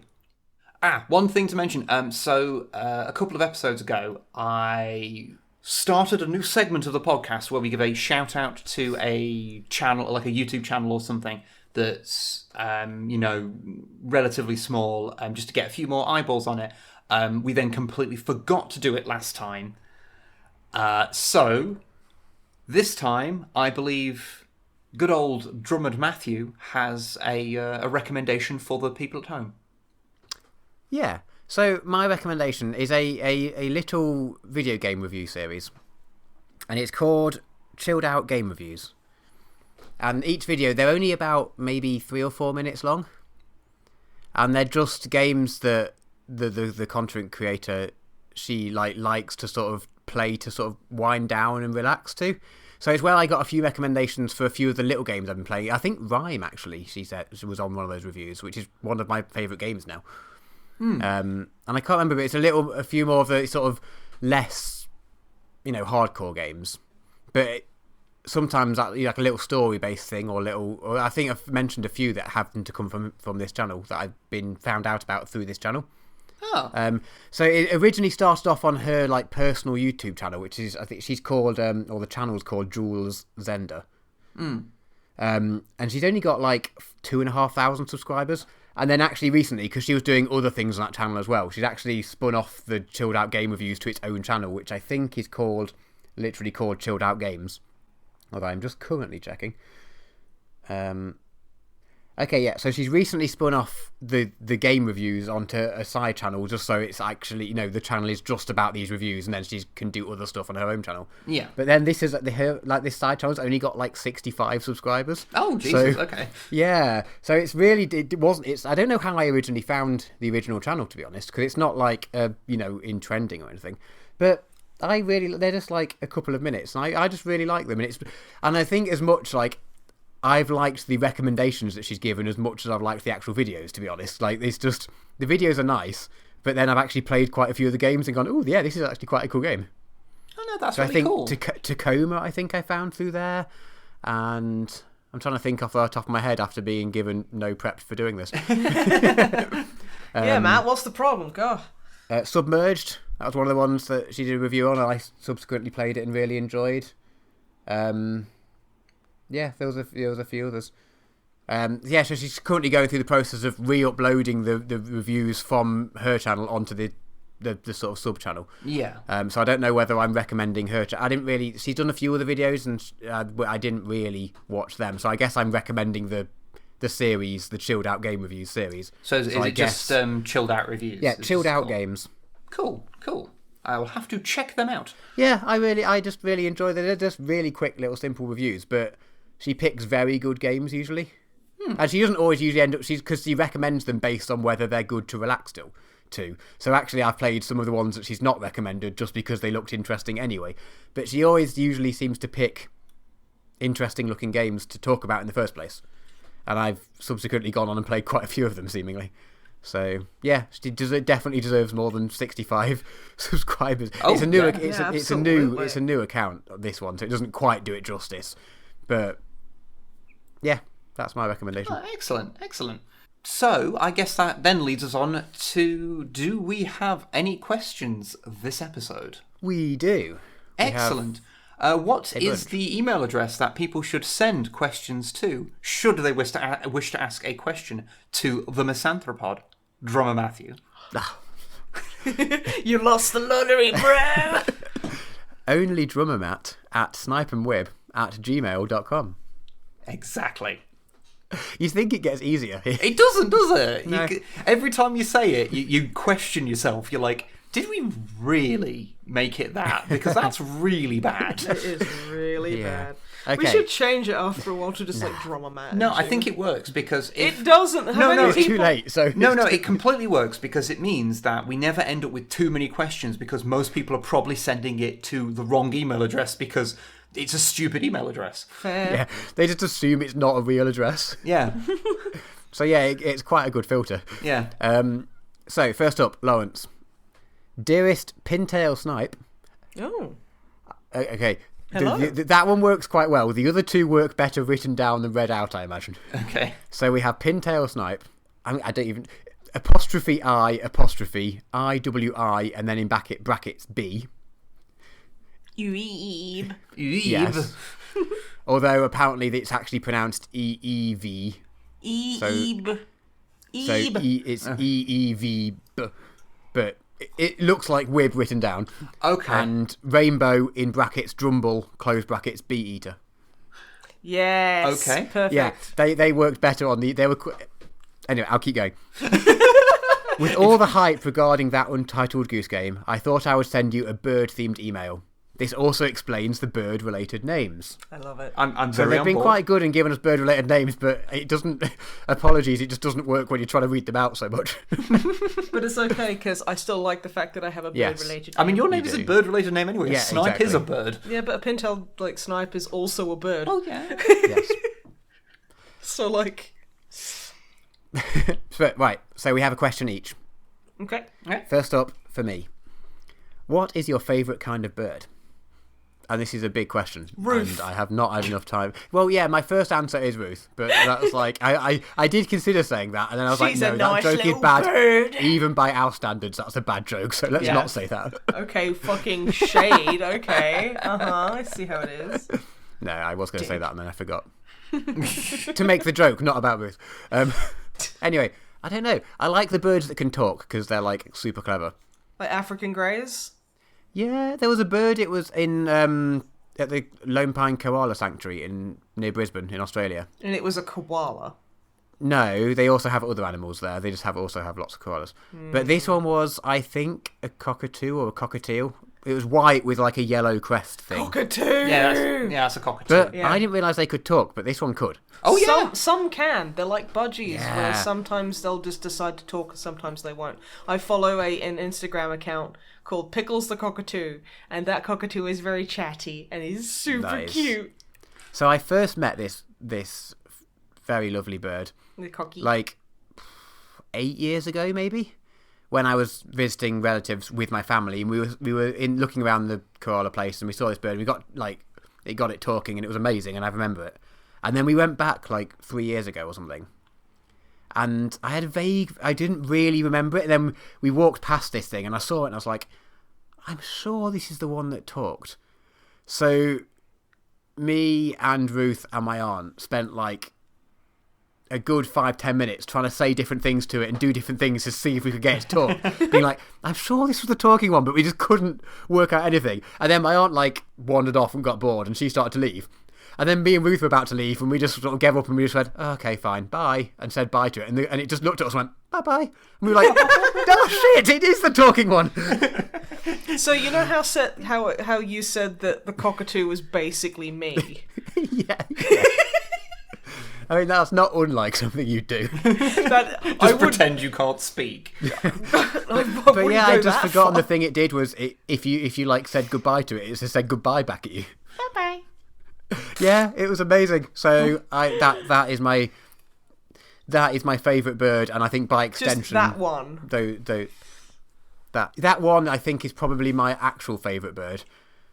And then, by extension, the cockatoos or cockatiels or whatever it is. Cockatiels are the Cockatoos. small ones. Yeah. Okay, so the ones that have like Pikachu cheeks. They're Okay, so cockatiels. Cockatiels. Cockatoos Okay, so- are the bigger ones. They're the big ones who have the mohawk and they scream a lot. Yes, Like they're me. very excellent. Follow-up question. Would you, if you could, transform on a full moon into a werebird of that type of bird? Oh my god, yes! yes. Because then he wouldn't say anything when people were like, dude, talk to me, and then they'd say bye, and he'd go, bye-bye. Yep, and I'd be adorable. You'd be So, adorable, and you'd be super cute, and you know cockatoos can listen to and appreciate music. Like, Excellent. Yes, they I've heard dance to it. I have seen a headbanging one actually. Yeah, they... Oh yeah, I'm. The more I talk about them, the more They're I'm amazing. confirmed that my answer is the correct answer. You see, if it was me that was asked, and I would say, well, my favourite bird is, I'd probably be tempted to say something like a bearded vulture. They're metal as Bearded fuck. vultures They are are the metal. most metal birds to ever exist. Okay. They eat bones. They wear corpse paint. I used to eat bones and wear corpse paint. Yes, and I married you, so that should suggest, Aw. like, my preferences You want to here. put your dick in the bird. I don't want to put my dick in the bird. You want to put your dick in the vulture. Okay. We're bordering on unmentionables. Yeah. Oh, really? Sorry. It's only one step away from birds until you get to hoovers again, and we get stuck in a cul-de-sac, a rhetorical cul-de-sac talking about Right, hoover fucking. next question. Snipe, your question. Yeah? You have somehow gained the power to turn into a superpowered goose. Yes. Once every 2 days. I don't know why it's that specific. But Once Okay. every 2 days. Powers include super strength, endurance, and speed. Ooh. You transform back into a human on will. What will you do with this awesome power? Oh, I chase like toy representatives. And then just peck at their asses. Yeah, just chase the Conservative Party out of Derby. Yeah, just chase them out. I chase them into the sea. And then I'd open my wings and strut back and forth on the beach, like, yeah, I'm not letting you fucking back in. And they'll just be waiting, being like, well, this is our briny home now. Yeah. I think that's a very good use of those powers. Yeah. I would want to try walking into a corner shop and stealing a bag of crisps. Well, like, I'd literally walk in, maintaining strong, unbroken eye contact with the person behind the counter, pick up a packet of crisps, and it's going to be like salt and vinegar. I don't even like salt and vinegar. And then just walk backwards out of the doors. And Wings then just, out or wings in? Oh no, it'd be wings out, and then the moment the automatic door shut, I'd open my wings and just walk off to the side. And what you have is you have your wings out, so you're just knocking things off shelves. Yes, as I'm you're like going. knocking shit, and like the person's just sitting there going, every 2 fucking days this happens. Well, I mean, there's no longer a Tory representative in this area, so So it that's the works thing, out, like, yeah. you know, it's a small price to pay. The small price to pay. Yeah. But I still salt and vinegar, but I always want those bacon crisps, those Polish bacon crisps. So I'm like, you know, I'm doing it for the greater good, but, you know, I just want my bacon crisps. That's what you really want. That's what I just as really a goose, want. you can't tell the difference. I mean, I can. I'm just so made of hate that I can't even let myself enjoy something. That's true. That's true. Yeah. Fair. Oh, there's one more thing I do. Where there's this guy who stands like in the middle of Derby, and he has like a really bad PA system with him, and he just screams at people. Like, just being like, you're going to hell, oh my god, everything's so bad. I would go up and honk every time he spoke. Yes. And untie his shoes constantly. Yeah. I actually am very tempted to do that, even Just- not as a goose. Yeah. Just shout the word honk. Yeah. Yeah, just honk. Just at him. Because every time I walk past him, he really annoys me. If you, like, they're sitting there doing that and you went up and just untied their shoelaces. Like, how would someone react to that? I don't know how I'd react to that if someone came up to me and tried to do that to me. I'd be like, excuse me? What? Yeah, but then they started honking, you'd be like, oh, okay. Just don't do it more than once, because like if you do it with the once, you've not done any damage. They can't get you on anything. If you do it more than once, it's technically harassment. Yeah. But what if, like, multiple different people just do it? Like, I go out and I'm just like, I go onto Craigslist or whatever, and I just go, I'll pay you $5 if you go to Derby and untie this dude's shoes. And I'll use, like, IP Then I think blockers. probably technically it's a conspiracy. Yeah. Well, the thing I is, think he's that already all shouting you're doing- conspiracy theories. No one's going to believe him. I know, but all you're doing is creating bigger crimes. And goose crimes never get punished in a court of law. Ah, so you're creating the Craigslist advert As a a goose. goose. Yeah, I'm like, eh. As long as you do it as a goose, Okay. they can't. Yeah, get that's you. fine. Yeah, and I'm just basically going to film myself doing these these human crimes as a goose, and like they'll all be sitting there, like the coppers will be like, oh fuck, we can't do anything. You can't persecute a goose. That's ridiculous. And then when I'm in human form, they're like, oh. I mean, Tories have probably tried. I mean, they probably could. I mean, did you see that picture of the bird that the Dutch police had taken into custody? And censored the identity of? There's just like a cute little bird, like a little budgie-shaped bird, sat there in a prison cell with a slice of bread and a glass of water and a black strip over its eyes. It was Presumably in involved in Photoshop, larceny. not like IRL. Just glued yeah, on in, this black in strip. Photoshop. Oh my god. But yeah, so that's what I do. Yeah. Okay. I just good. harass people in the general, which I feel is in the spirit of the question. Yeah, Yeah. yeah, of course. Okay, quick one for you, Wib. Okay.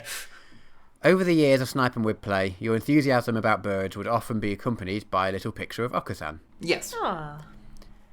They were just wondering if you ever actually finished Hatterfield Boyfriend. No. We're not gamers, TM. I had one of the long-running things that we just never got around to, and it's the only reason that I haven't played through the whole thing, is that I wanted to do a full playthrough romancing Okusan. Yep. Okay. That may one day still happen, which is sort of the only reason I haven't gone through and actually Yeah. played through it. Okay. Yeah. So yeah, you should finish it at some point. Yes. Since we have... Okasan became part of our brand for a long time. I miss Okasan. I mean, he's still like, when we get a follow on Twitch, he still pops up. Yeah, he does, yeah. Which is pretty cool.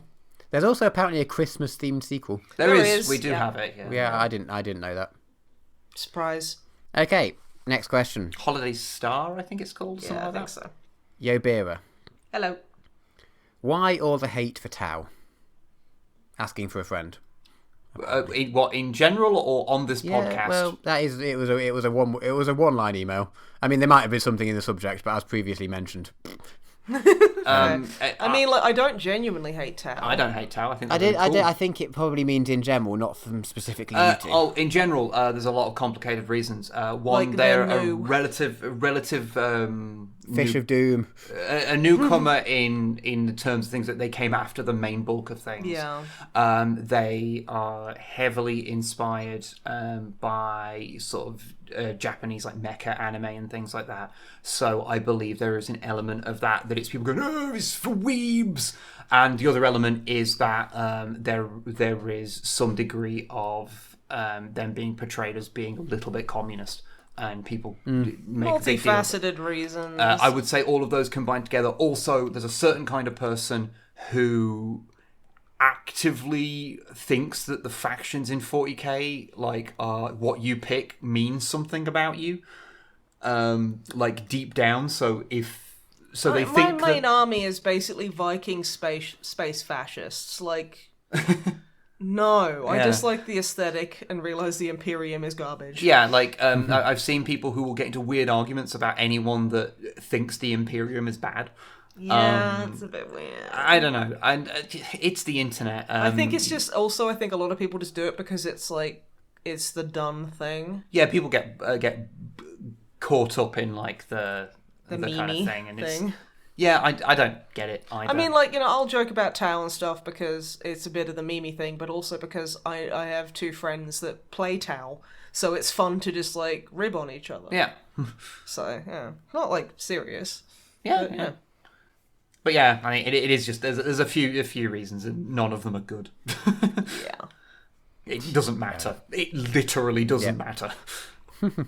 Okay, next up. Steve, apparently, so they say, I found your music on SoundCloud and hope it's alright to contact you here. Sure, yeah. So usually, because we get a bunch of these saying, you know, we've seen your YouTube channel and you can click this link to get viruses and pay us to promote it. Yeah. I usually ignore them, but this one specifies music. So, and it's not the band email. This is the channel they're talking to. You know what's more surreal about that is that I have had that email to the main Snipe and Wib email address as well a long time ago. So that means that they have gone and found the email address in the actual description of the things rather than something attached to the account. Like, I wouldn't mention it on the podcast apart from, would it not be hilarious? Because they were inviting us to, like, an audition, and I think we should just turn up the three of us and just, like, sing at them. No, we should turn up and just talk at them. Yeah, just like, so I had a sex dream about a toaster. No, we just all sit down and talk about how we want to fuck a vacuum cleaner. Yes. Because where is it? We should go. I feel like we should inflict this on them. They're literally asking for us to do this to them. Yeah. Anyway, moving on. I just thought usually I ignore those sort of bullshit emails because everyone gets them all the time. But this one was because they wanted to hear our sweet music. Okay. In person, Florian. No doubt. Florian. First of all, thanks for answering my cookies/biscuit question. We live to give. Yes. They were saying that they're currently living in a country that speaks a language that, unlike English, isn't just three languages stacked on top of each other wearing a trench coat. Ah, nice. Yes. So a real language. That's why I find it utterly bewildering people being weirdly gatekeepery about language with English, because it is just a mess of other languages. It is a fucking mess. It is. The only time it upsets me a little bit is that, and this is, you know, my prejudices and whatnot, but sometimes it annoys me when you have to select, like, English or British English. You're like, well, no, just English is English, and then American English is it's fine. English, you know, but spelled it is what it wrong. is. But it's not normal English and British English. The default... Anyway, whatever, fine. Doesn't matter. Getting into the weeds. Florian had a question this time is... They weren't sure if you guys have ever played Kill Team, or have you spoke about playing Kill Team? The board, not the video. We have had it, and have had it for a long time, and we've just never gotten around to actually playing a game of it. Because we're garbage. Okay. Yeah, they're basically just recommending it. They similar story to us, sort of. They stopped playing after 3rd edition, but then, unlike us, they never got back into playing it, so they don't know how the rules compare nowadays. But they just really enjoyed the small format and the fact that the model counties means that you can play factions that you never actually get to have a whole army of. Oh, definitely, yeah. Like, we've... I can definitely see the benefits. Yeah, like, because we've got the thing. I have read through the rules and stuff, so I know roughly how it works, and it's like 8th edition, but with the order of things changed around a lot, and where each character can be wounded and things. That's a rough overview of what it is, and everything works individually. We should have a game at some point. Yeah, totally, because it does look cool, and I've always meant to play it. I've just never got around to it. We have, however, used the terrain we got in the box a shitload. Oh, is that the terrain we've been using basically for the last how many? Yep. Okay, cool. That makes sense. And I guess between the terrain and the money we made off the unboxing video, we've probably termite made it even by now, so it's probably fine. Nice. Okay, last up. Agent Sinister. So, I don't know if this counts as a recommendation or not, since I haven't actually played it yet. But okay, they think that we or you might like Death Stranding.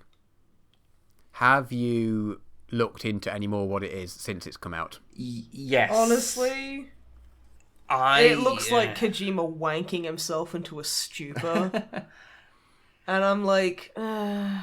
I mean, I'll play it one day once I get over my tocophobia. And also, I've seen some people say that the baby's name is BB. Yeah, it is, yeah. It's Bebe. It's Bebe. It's Bebe. Bebe. It's Bebe. Oh my god, Kojima, what have you done? Recommending a lot of videos. It's Norman Reedus and Bibby. I've been recommending a lot of videos and things today. On God. Polygon's YouTube channel, there's a guy called Brian David Gilbert. You probably all have seen at least one of his videos. He does a series called Unraveled, where it's thinking too much about things in video games, basically. Okay. And he did. Yeah, I can see why you watch that. Yeah, he did a video. Wow. He did a video recently that was your Hideo Kojima name generator. That was And fantastic. it's fucking beautiful. Go watch that. It's really good. I've seen enough of He literally has a character in Death Stranding called Die Hardman. I've cosplayed as him I know you have. By- You used my DVD. by sellotaping a copy of Die Hard 4.0 to my chest and posting it on Twitter like a year ago. Yeah. No, I've seen enough of the game to know that it is a game that I am very interested to experience, but would probably hate playing. Okay. Like, the gameplay looks like the type of thing that I find astronomically tedious. Well, I mean, all I've seen of the gameplay is just Norman Reedus walking in a field. That's basically the gameplay, yes. That sounds pretty bad. I've heard it's quite good if you're a hiker and you're like, you can go on a hike and you've got 15, 20 odd kilograms in your backpack and you're walking and you're like, oh, this is really hard work. It's really aspirational because most of the game you're walking around with like 100 kilograms in a backpack and you're fine. Oh, that's in the game. That is so it's definitely sort of something like I'm aiming for. Ultimate aspiration for hikers. I can get that. Yeah, obviously I haven't played it, so all my opinions are based solely on other people's that I am like trying to translate into what I would feel about it. But it looks like the sort of game that I would enjoy watching someone play, but not actually playing. A bit like the Metal Gear games, in fairness. You have watched me play basically all of them. Yeah. But at some point, I will give it a shot, but just probably well, it's coming out on PC as well, unlike a lot of the next sort of year, yeah. story-based, those sort of games that are PS4 originals or whatever. I think I just assumed it was a PS4 exclusive. Has it ever been that? No. No, I don't think know why. so. I had it in my head that it was a PS4 exclusive. Oh, I think it was because when he left Konami / was removed from Konami, Sony immediately fucking snapped him up, and there was a lot of talk about, oh, he's going to be making a game with Sony exclusively. It's going to be a Sony exclusive, and then it just wasn't. And it's like, that's fine because like console exclusives actively hurt the consumer. Fuck the stupid things. Also, there's tie-ins to Monster Energy drink in Death Stranding, okay, which so is like that is so good. fucking tedious. I can't help but associate Monster with really annoying bands, like really young, like super up their own arse bands who like will literally just, they'll get to the gig that you've put on, play, fucking leave immediately, and break something. Specific, but I kind of understand. Yeah, you see what I mean? It's the brat drink. It really pisses me off. Personally, I think it is so absurd that I almost don't mind. Like, what I've seen of it, it's like, you know, when something is so brazen, like, how can you, like, I mean, fucking whatever. I mean, I will say, much like the Quantic Dream games, part of me is glad that Death Stranding can exist. Because it would be nice if more fucking weirdos were just given the resource, creative power. the creative power of a AAA video game to make their own weird nonsense. That's why I love Evil Zone so much. It's a terrible game, but it's so weird. Yeah, unique little games. I mean, I find it bizarre that of all the people that could potentially make wonderful art when given this freedom, that David Cage is one of them. And, you know, Hideo Kojima, I've always figured, you know, I think he's a bit of a George Lucas. I'd say he's like if George Lucas and David Cage kind of merged into one entity. I don't like horrifying. I don't like Kojima as a person. I think he's a fucking arsehole. Oh. He is not a nice man. But I unfortunately like his art. Yeah. And I think, honestly, he's George Lucas in the way that he needs someone to smack him on the fucking nose with a rolled-up newspaper every now and again when he has ideas like the boss from MGS3 has that big scar down her chest. The shirt open fucking thing was just gonna be how she wandered around, and then when she fired her fucking rifle, her boobs would jiggle, making it look like the snake was dancing. And it's like, okay, Kojima, fuck off. Every time you hear something about Kojima's process, you do go, how is Metal Gear 3 as good as it is? How is the boss one of the, if not the best female characters in any video game ever? How when is it from the mind of, when it's from she breathes through her skin, man? And like, which is Hideo Kojima's Kojima name, yeah. Kojima name. Like she like fucking dry humps you in the chopper at MGS5, and like you can zoom in on her boobs and stuff. But if you dare do that to like Norman Reedus in Death Stranding, he punches you in the face. Can you do it to Mads Mikkelsen? Honestly, I think that was the condition for getting him in the game, is that, like, Kojima requested, like, very sultry nudes of him. Because he is very, very in love with that man. Yeah. Did you see him literally giggle when Mads Mikkelsen called him boss? He was like... Like, he properly giggled. It's like, dude, you don't want to make video games. You want to fuck Mads Mikkelsen. And that's fine. That's fine. A lot of people That's a valid career. Yeah, like a career of fucking Mads Mikkelsen. I think there's a lot of people who would do that. We've you know, we have a whole podcast entitled Being Rocked to Sleep by Mads Mikkelsen. That's the thing, I can't view him as a sexual being, and it creeps me out. Because, like, I see him as, like, some... really fucking, like, I'd go into a bar and I'd be having a hard day, and I'd get like, I'd start taking shots of vodka, and I'd look over the bar and he'd be there with his shots of whiskey, like glowering over like his shot glass, and we'd have this unspoken like drinking competition, and then like one of us would move in a certain way, and like I'd grab him by the collar and drag him out into the alleyway, and we'd beat each other near to fucking death, and then we'd just throw up and be like, ha ha ha, you're alright, and then go back in and drink, and then act as if nothing's happened. I can't. I mean, yeah, but that is a sex dream to you, so that. Okay, kind of, but not really. That was the last question, wasn't it? It was the first question of the last person who wrote it. Okay. One more. Yeah. Okay. Agent Sinister's actual question. Their words, not mine. Have you played any of the World of Darkness RPGs? No. Nope. Thanks for listening to the MisanthroPod. No. World of Darkness, that's the like Vampire the Masquerade and I think so, stuff, yeah. isn't it? It's the spooky one. I've only played video games of Vampire the Masquerade, and that's it. Yeah. So. Yeah, I honestly didn't. When I read the email, I honestly didn't know if it was like tabletop RPG or video game RPG. I think it's tabletop RPG. I might be wrong there. I mean, I literally am sitting at a computer. I could check, but he's not going to. But I mean, I put my hands on the keys and they just don't automatically type out. So that's just too much effort for me right now. Yeah, that's actually accurate. Not that I want to put people off asking these sort of questions at all, but to be honest, we barely find, if it's for tabletop RPG stuff, we barely find the time to play D&D, let alone anything else. Yeah. Yep. I would totally, like, if I had the time for it, like, Jesus Christ, we'd be running, like, a fucking Dark Millennium game, a fucking Call of Cthulhu game. Oh, yeah, was it Starfinder, was it? Yep, Starfinder. Yeah, I'd totally go cool. for that. Yeah. Like, if I had the time for it, and, like, could get groups together, I'd be playing about 8 different concurrent, fucking games, you know. I'd probably give Vampire a shot as well, you know? Yeah, no, definitely. Although I demand to play a werewolf. So I can be a Bruja. Bruja. I'd be a gangrel. I would probably be a vampire, I guess. Yes, in Vampire the Masquerade, Matt would be Clan Vampire. No.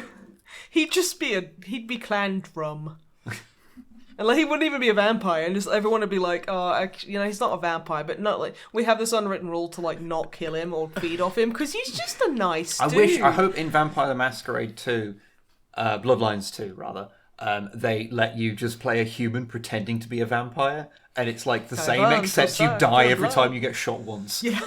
And every time you try and drink blood, it just doesn't work. And it's like that part from What We Do in the Shadows with the fancy Victorian vampire, how he's like putting down newspaper and he just like bites the lady's throat and it's just like and he's like it'd just be like that. I'd just be Stu from I was about to say What We Do in the Shadows. Yeah. I'd just be their human mate. Yeah, who like knows tech support. From what I understand, you'd be setting them up like a Vampire Freaks account and stuff. Vampire Freaks is shut down now, by the way. Thank God. From what I understand, the guy playing Stu, he's just the director's mate, and he doesn't get given a script. Yeah, he is literally, his name is Stu, and he does IT.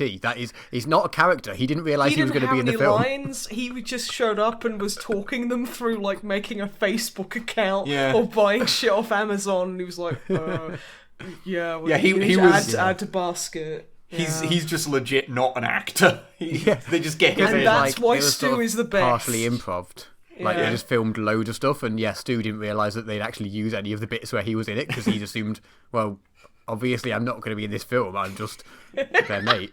He was obviously I'm not wrong. going to be the linchpin of the film. Yeah, but he was amazing. He was. Yeah, Stu's the best. Stu's so great. Yeah, I would be, if I had to be a vampire clan, or whatever the teams are, I'd be the Stu clan. The Stu clan.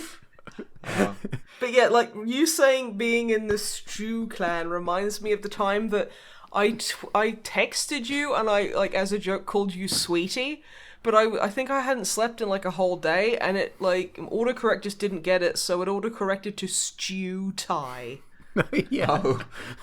I still have your occupation in my fucking, like, phone contacts as stew tie.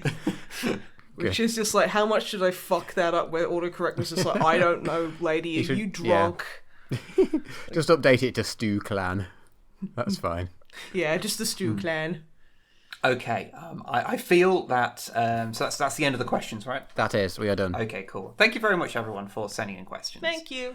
I feel just to wrap off the podcast, we've had some time to think about it. So, can we all agree on what the most fuckable vacuum cleaner is? I'd say it's Big Daddy G. Big Daddy G. Yeah. Big Daddy fair. George. Absolutely, yeah. I just wanted to make sure we're all still on the same page. Oh, no, Yeah, absolutely. You Just know, to remind everyone what we spoke about at length. Yes, just so they fucking can't move vacuum on. cleaners. Yeah. See, what you do is, if you've got an unfunny running joke, is you just keep saying it over and over Literally again. what half my career is based on. There's several successful sketch comedies from the 90s that literally just did that. So, But I'm funnier because I say so. yeah, that's how that works. Yep. Goodbye, everybody. Try not to have sex with vacuum cleaners. Unless it can go it's your very own badly. vacuum cleaner. Don't have sex with vacuum cleaners. Unless you really They're not want designed to. for it. you will. What hurt you yourself. do is you put a fleshlight down the vacuum nozzle and just and if you don't have a wee. Okay, now I'm just gonna say, please don't try and replicate it. But I am so distinctly got this sound in my head what it would sound like if you put the inside of a fleshlight. Please don't. I said no. It's like, do you remember that video that went around for a while, which someone had put a fleshlight on an exhaust pipe? Yes. Yeah. It was just the best and most. That was the sound that made me fear God. On that note, goodbye, That is- everybody. yeah, just Don't the have sound sex to with end the vacuum podcast. cleaners. Please don't. Bye. Bye.